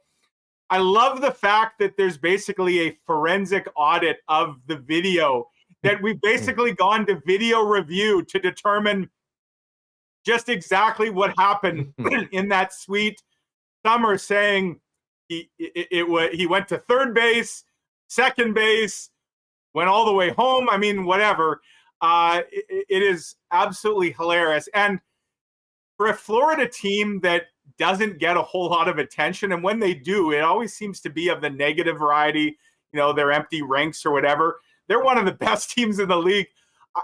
I'm sure they're sitting back almost loving this in a way, because this has put them kind of on the map, right? And it's probably great promotion for Kodak Black. I didn't really know. I've heard the name. I didn't know much about the guy. I know a lot more about him today than I ever thought I would, and I suspect many people do. Probably helps some album sales the next time around. Maybe it helps some ticket sales, and I suspect, Huss, there's going to be all eyes on those private suites at the Panthers games going forward. Maybe they could put a dedicated camera in there and stream it on pay-per-view as an extra source of revenue. Yeah, the Florida Panthers OnlyFans account coming to the next game. We were joking around with Remis, but I think that might be the most noteworthy thing that's happened concerning the Florida Panthers since they went to the Cup in the late 90s.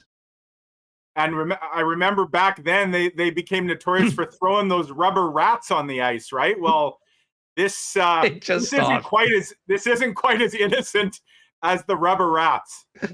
Yeah, well, on the second, when we did go to video replay review, the second replay, the close-up was still inconclusive. It did not overturn the original call. The call on the ice stands. It certainly does. Hey, Mike, thanks so much. Really appreciate it. Looking forward to this game tomorrow. And are you doing the road trip next week? I am on the road, so I suspect I'll catch up with you from, I guess, maybe Nashville next week or Washington, one of those cities. But yeah, it should be interesting and newsworthy, potentially. Blake Wheeler, the captain, sounds like he's going to be on the trip and resume skating with the club. So I will be on the road, and we'll talk to you from one of those cities next week. Appreciate it, Mike. Have a great one. You bet. Take care. Hey, you know what? Speaking of that, we're going to get an update from Winnipeg Jets head coach Dave Lowry in just a couple seconds, and then we'll come back, kick around the Kodak story a little bit more with the birthday boy here. And of course, it is when Michael Remis' birthday, and a great way to celebrate if you're out or at home is with the great taste of Little Brown Jug, one of Winnipeg's finest, famous beers. Of course, the 1919, the iconic brand. You've got the winter variety pack and the new Brute IPA brewed especially for Little Brown Jug's 5th anniversary last month. They've extended delivery specials right now. So if you are staying home, but you do need that Little Brown Jug, they'll deliver it for you. Go online at littlebrownjug.ca. pick out your beer, any merchandise you want, they'll get it out to you. And of course, you can always pop by the tap room. And for every $40 in beer purchase, you'll get a coupon for a free pint down at the Tap House, Little Brown Jug on William Avenue. Find out more at littlebrownjug.ca. Princess Auto, great sponsors of ours. Looking forward to following all the curling at the Olympic Games, as well as our national championships with Princess Auto throughout the year. Of course, Princess Auto, proud sponsors of Jen Jones' team, which is representing Manitoba and Canada at the Olympic Games, and the place where you'll find the best deals on the most unique assortment of tools and equipment around. Everything you need to complete the projects on your list or start something new is at Princess Auto. 2 locations here in Winnipeg. Pop in and see them, or you can shop online 24/7, 365 over at princessauto.com. And Boston Pizza's ready for the weekend, ready for tomorrow's game.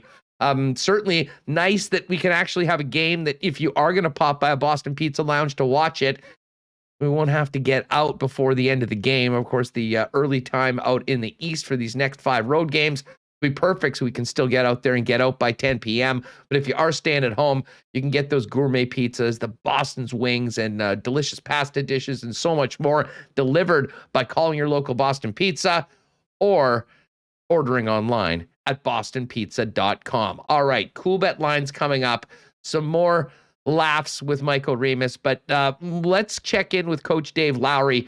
He spoke after practice today on the new faces, the guys that were out, a little bit of an update, and the approach heading into Detroit tomorrow night to finally get back on the ice after another week off with a very different lineup than we saw in Colorado.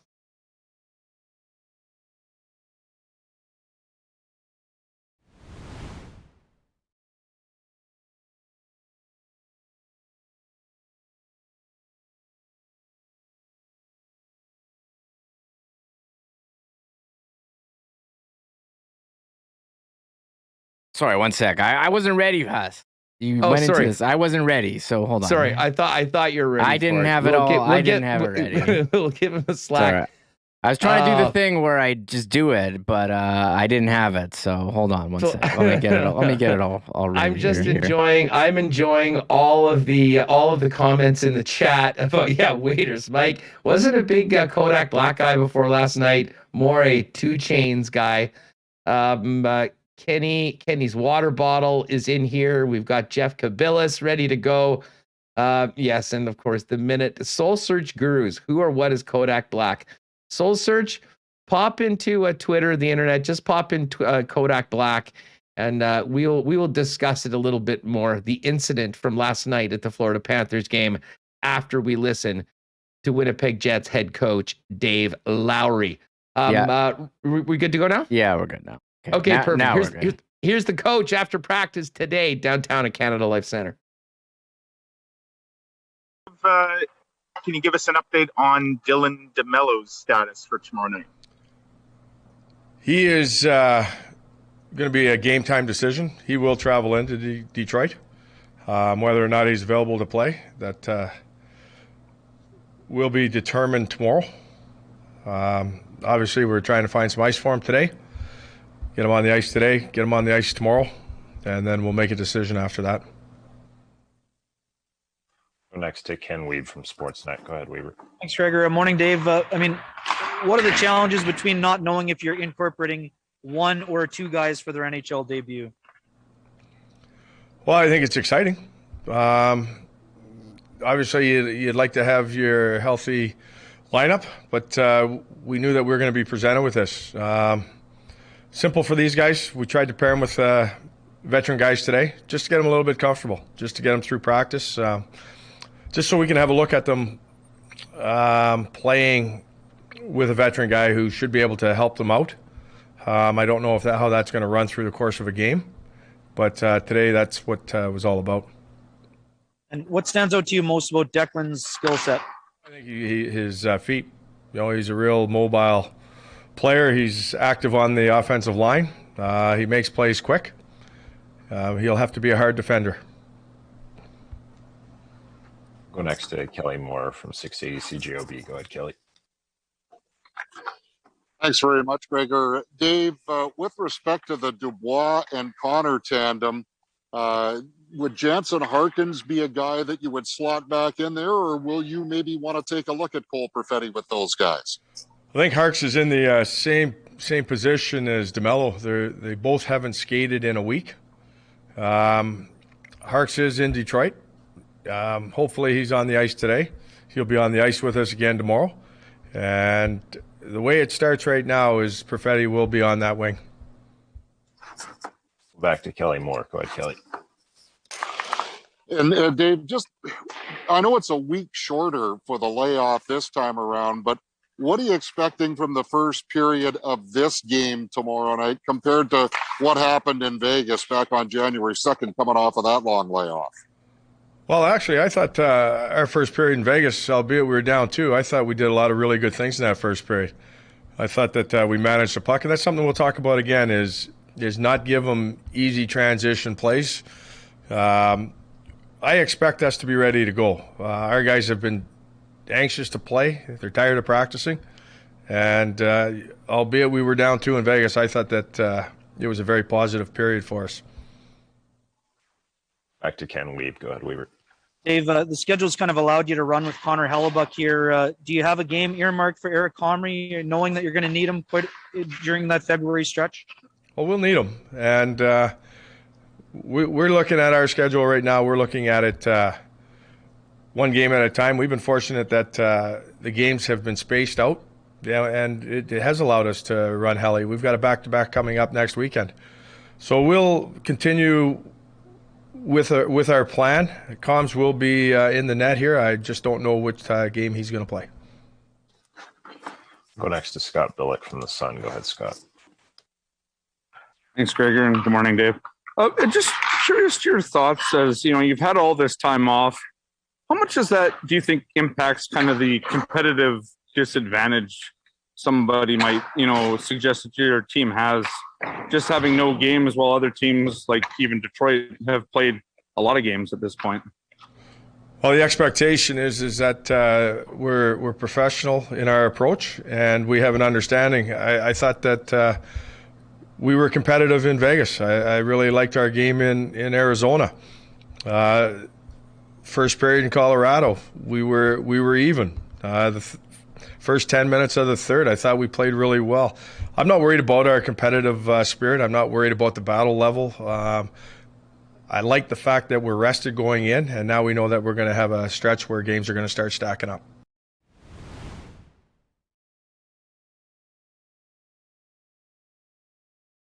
All right, there's Coach Dave Lowry on Winnipeg Sports Talk.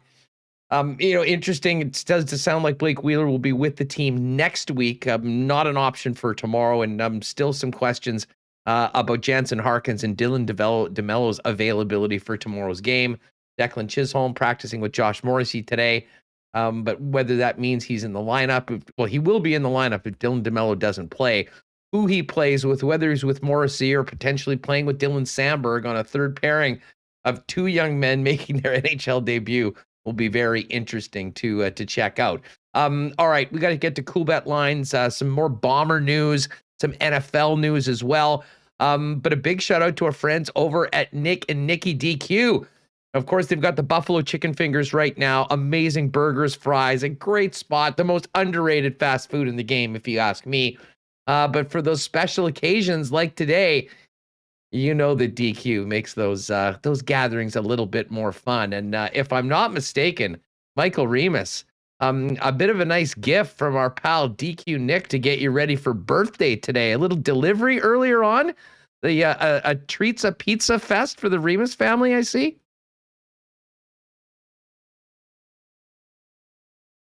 Sorry, he had all 4 kinds of Treats of Pizza ready for me. Thank you, Nick, for those. We got, I think, Score, Smarties, peanut butter, and a brownie one. So I'm a big fan of the Treats of Pizza. They're fantastic. So they are so good. Yeah. Whether you're getting a freezer. Yeah, no doubt. Whether you've got a cake, whether you're looking for a cake, a Treats of Pizza, novelties, Nick and Nikki got you hooked up. 4 locations: DQ Niverville, DQ Northgate, DQ Polo Park, and DQ St. Anne's. And if you do want to get a special cake done up, hit them up on Instagram at DQ Manitoba. They'll take the order, get it customized for you, and have it ready to pick up. or you can just go in and get a bunch of treats of pizzas like Nick got for Michael Remis on his birthday today. Of course, our friends at Canadian Club have been amazing partners with us since coming on at the beginning of Bomber season. They are, of course, the official whiskey of the Winnipeg Blue Bombers. Still lots of excitement about the Bombers' big win, and those Jim Beam glasses are still available in limited quantities at your local Manitoba liquor marts with purchases of Jim Beam. But we are happy to tell you, working behind the scenes with the friends at Canadian Club. Of course, these hoodies have been very popular. You can see the Bomber logo and the Canadian Club official sponsor on the side. We'll be getting some more of these done up. So the great prizes will continue for the marble race on Winnipeg Sports Talk, and the next marble race will be on Friday afternoon here on WST. You can pick up the great taste of Canadian Club at any of your local Manitoba Liquor Mart locations. And we will get to the Coolbet lines coming up in a couple minutes. Some other news and notes to get to. First, shout out to everyone that rode with myself and Dustin Nielsen from yesterday's Lock Shop. 6-0 with our hockey picks last night, 2 winning parlays. It was a very good night. I joked that I finished betting the NFL season like the Colts finished playing it, with 2 disastrous weekends. It was nice to get back into the win column, and cannot wait to get into the Lock Shop on Friday to tee up all the lines for the weekend's NFL 6 playoff games with Dustin Nielsen and Coolbet Chris. Will do that on Friday morning. All right, let's get Remis back in here. Remo, a couple quick Bomber notes. The Bombers signed Canadian offensive lineman today, Chris Kolinkowski, to a 2-year contract extension. He was dressed for the Grey Cup, but was more a depth player. I think sort of came in when Tua Ely was, of course, the one player that was not vaccinated on the Bombers and, was not in the lineup. So he's, a young Canadian offensive lineman, can have enough depth at that position. He gets a 2-year deal. But what was interesting was an official release of Jonathan Kongwo, who was a beast in the Grey Cup game and a big part of that Blue Bomber defense. He came back to the club, signed with the club, knowing that, there may be NFL opportunities, and the Bombers, to their credit, giving him the opportunity to potentially follow DeAndre Alford and some of the other Bombers that are getting NFL looks right now to sign a contract to try to get down to the 4-down game. Yeah, I found myself checking, they have that list about NFL transactions, who's working out, who's doing what. And yeah, we saw Drew Desjardins on there. There's a report from 3Down Nation. Kenny Lawler was working out with the Falcons, who've already signed DeAndre Alford, and didn't they sign Braden Lenius from Saskatchewan? So yeah, Falcons find the new market of inefficiency, CFL talent, and bringing them north of the border. And speaking of the Falcons, 3Down Nation is reporting that Kenny Lawler of the Bombers worked out with the Atlanta Falcons yesterday. Yeah, so Lenius is in, Alford, and now Kenny Lawler as well. You might be able to have, entire CFL lineup. But hey, you know what? These guys deserve their opportunities, and if they can get contracts, good for them. If not, that the Winnipeg Blue Bombers would love to have them back. And just for folks that maybe joined the program a little later on today, or just kind of popped in while we were talking Jets, if you missed it, off the top of the program, like right in the first 5 minutes or so, we were joined by Jackson Jeffcoat. He took us on a little bit of a driving tour of Austin, Texas, talked about re-signing with the Bombers, talked about winning the Grey Cup, as well as going to the Cowboys game. Is a real fun conversation. So certainly check that out if you missed it earlier on. It's right at the beginning of the show. And we've had a lot of great Bomber conversations as of late, Remis, coming off the Grey Cup with the exciting signings. Jackson Jeffcoat was phenomenal on today's show. Yeah, I was going to say, I can make a playlist of some of the Bomber conversations we've had since the Grey Cup. Brandon Alexander, Andrew Harris, Jake Thomas, Willie Jefferson earlier this week, and now Jackson Jeffcoat. So I don't think I'm missing any others, but they've all been great to talk with. I mean, so many topics you can get to. Jackson Jeffcoat's got a great story, son of a NFL Super Bowl champion, legend with the Cowboys. It's cool hearing him talk about getting an interception off Tony Romo in front of his friends. So that was a great chat, and impressive that he was able to do that call while driving, and we didn't have any connection issues. So that was pretty cool for me. No, bang on, and big shout out to Darren Cameron over at Bomber HQ for helping us set that up. Really appreciate DC's help. A couple NFL notes just after we got off the show yesterday. Joe Judge out as head coach of the New York Giants, and a bit of a head scratcher that this one took so long, Remis. They met for 2 days. Like, what happened between the first day and the second day to need more meetings? And listen, I think anyone that's watched what's happened with the Giants this year and kind of heard some of the weird things that Joe Judge has said, and then, of course, the infamous quarterback sneak on 3rd and 9 on Sunday, realized that they probably needed a different direction. Dave Gettleman, the general manager, resigned earlier this week, and it seemed like he was a bit out on an island. I haven't seen a lot of Giants fans that have been too upset with the news from yesterday afternoon. I think Evan's just been watching the replay of the QB sneak from their own 4 on 3rd down. Well, wasn't that what happened? Yep, 3rd and 9. 3rd and 9. Let's sneak it. What are you why even bother showing up if you're going to do that? But I think the Giants you'd have been better off doing a quick punt on 3rd down and trying to catch them off guard. Seriously. Yeah, I mean that plays guy. I mean they literally lined up in goal line formation from their own 3 and just ran it up the gut like Sean McGuire trying to score a touchdown. That was one of the more bizarre things I've seen. So the Giants have had problems for a number of years. What didn't they sign? I know a lot of it going back to this past draft where they signed Kenny Galladay and then drafted Kadarius Toney. The team's they have had quarterback issues, since moving on from Eli Manning, maybe later than I think was ideal. So we'll see what happens except for with the the fact Giants. that they moved on to Danny Dimes, who hasn't been anything Danny even Dimes. close to Eli Manning. And I think there's a lot of people that would have loved to have had Eli back for the last couple seasons. He's had some good fantasy starts, Danny Dimes. He can run the ball, but he can run. He can run the ball. There's no doubt about that. I think I had him also, when he got hurt, actually, because he was running too much. Sorry, I'll interrupt you there. Well, he also had that crazy run where he tackled himself. I mean, he's had a couple of the best quarterback runs recently. I forgot about that, where he's running all alone and he fell before the touchdown. Yeah, that was wild. It sounds interesting. Michael Silver reporting today that there should be some clarity on the Seahawks going forward. Pete Carroll and John Schneider soon, hopefully today. Very disappointing 7-10 season. And of course, they did get to the top of the mountain. Pete Carroll had a lot of clout in that market and with that club after winning the Super Bowl. But man, it's been a few tough years, and many would say they've been wasting the best years of Russell Wilson's career. And I mean, the fact that 3 of 4 teams from that NFC West are in the playoffs and the Seahawks aren't one of those 3 teams, I'm not sure that bodes well going forward for Pete Carroll. And it might be time to make a significant change out on the West Coast. I think a lot of the fans are kind of done with Pete Carroll. I mean, they have these great offensive weapons like DK Metcalf, but they can't seem to find a way to get him the ball. They're very focused on being so run heavy. I'm curious what happens with them. I think they've let a lot of defense of players go. Not quite the defense that it was in the Legion of Boom days, but I think there are some good pieces there in Seattle. But we'll have to wait and see. I don't know if Pete Carroll's the guy anymore, so it's something to watch there. No doubt. Of course, the biggest story last night was what was happening in the suite in Florida as the Panthers took on the Canucks. Reno, I know you were watching TV with your wife, but I sent you a couple tweets and I was like, geez, this is usually something that Remis would be in my inbox immediately on.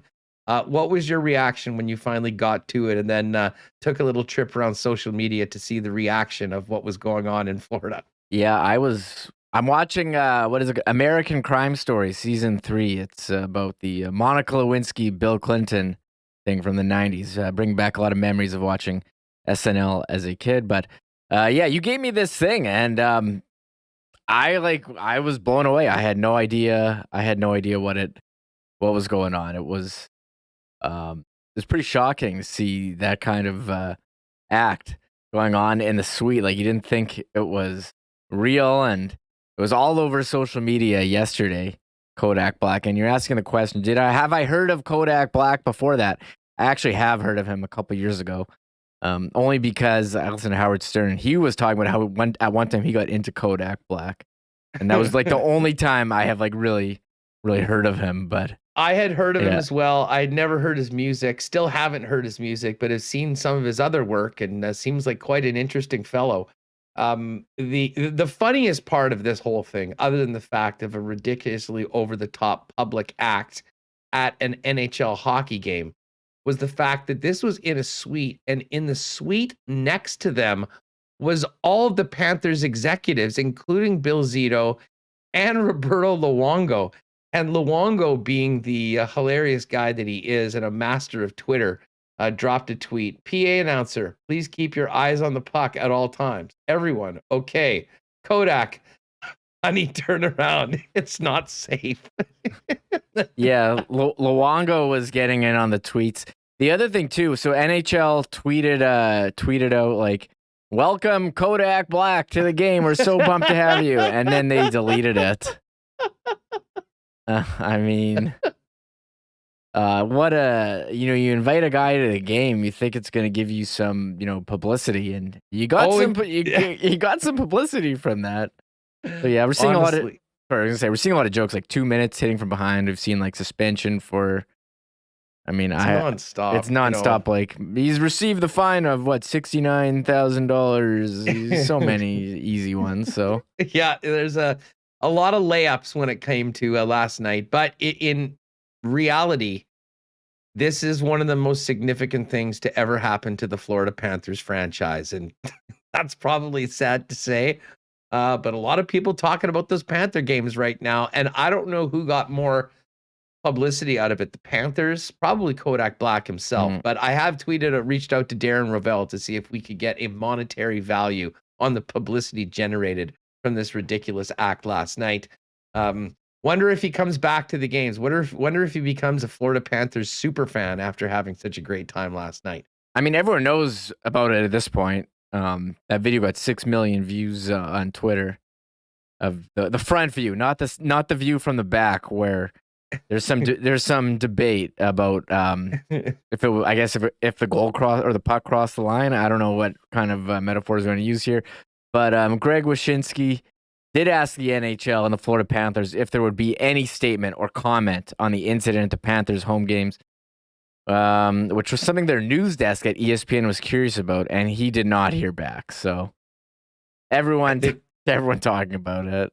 I think they're just going to let this one lie.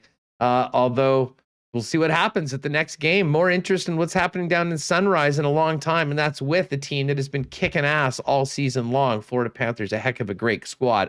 3 games in the NHL tonight. Let's take a quick look at the Coolbet lines. The Bruins, massive favorites over the Montreal Canadiens, who are wallowing down near the bottom of the NHL standings, along with the Arizona Coyotes.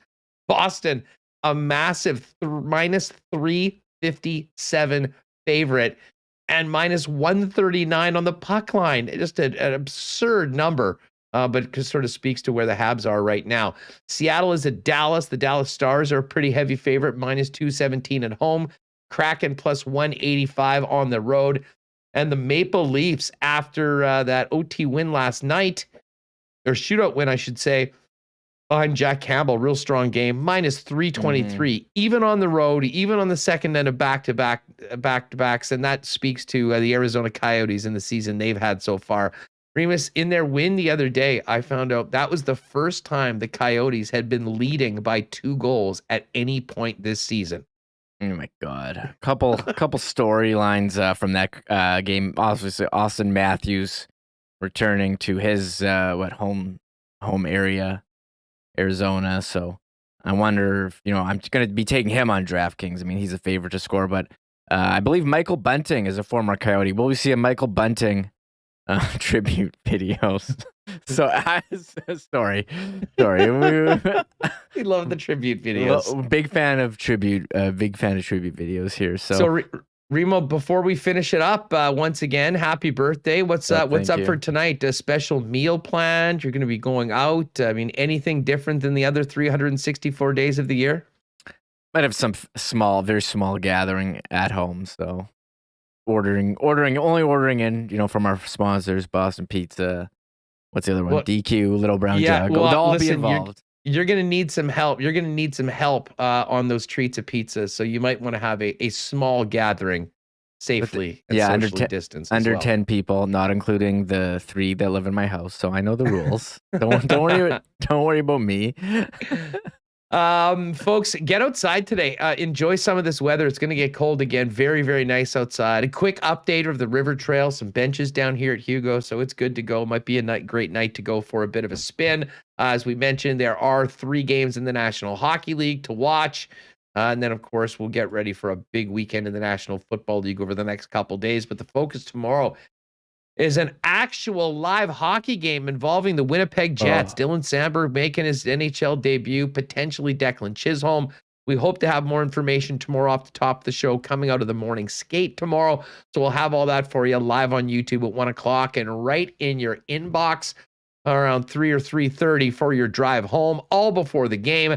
Again, a big thanks to all of our sponsors, including the Nick and Nikki DQ Group. And thanks for Remis's birthday gift, Nick. Canadian Club, Coolbet Canada. Use the promo code WST, by the way, if you want to bet at Coolbet. If your first deposit, they'll double it up to $200 by using WST. Little Brown Jug, Princess Auto, Boston Pizza, Not Auto Corp, our friends over at Royal Sports at 750 Pembina Highway, Manitoba Battery, keeping us powered through the winter. Of course, Culligan Water, drinking more water, and of course, in my Vita Health Shaker, Vita Health Fresh Market, great to have on board. And of course, the guys keeping everybody looking good all year long down at F Apparel. For the birthday boy, Michael Remis, I'm Andrew Paterson. Thanks for being with us, and we'll see you tomorrow for a game day edition of Winnipeg Sports Talk Daily.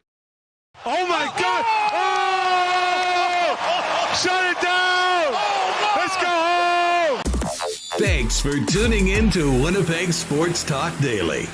Make sure to subscribe on YouTube and your favorite podcast feed at winnipegsportstalk.com.